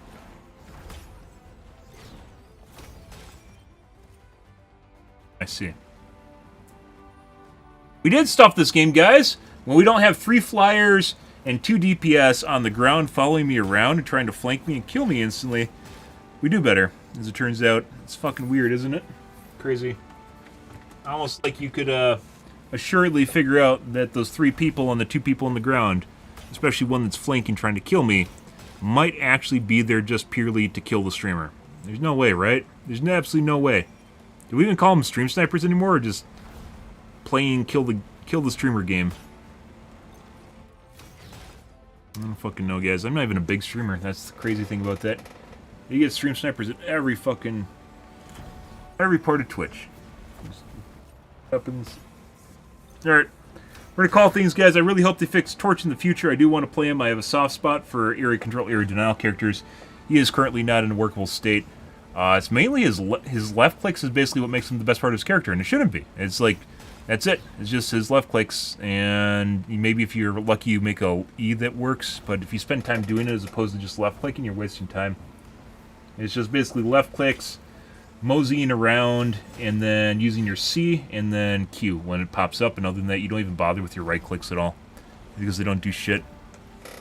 It's broken. Which is a shame, because that's basically, I'd say the majority of his character and identity comes from his right clicks, his E, and basically making area control, area denial space. But that's not working properly right now. We're going to call things, though, guys. Tonight will be more of Rivals. Probably continuing with tweaking things. Today was a shorter stream, mainly due to the fact that I got on late, and then we had to cover the 9070 XT launch, which, by the way, if you're looking for a mid-range card, highly recommend 9070 XT. It is definitely a breadwinner right now, comparably to NVIDIA's offerings, which comparably is probably the closest thing is the 5070 Ti. And that's not only is it much more expensive, it's basically out of stock, if you can even find it. Actually went on sale earlier today at 8.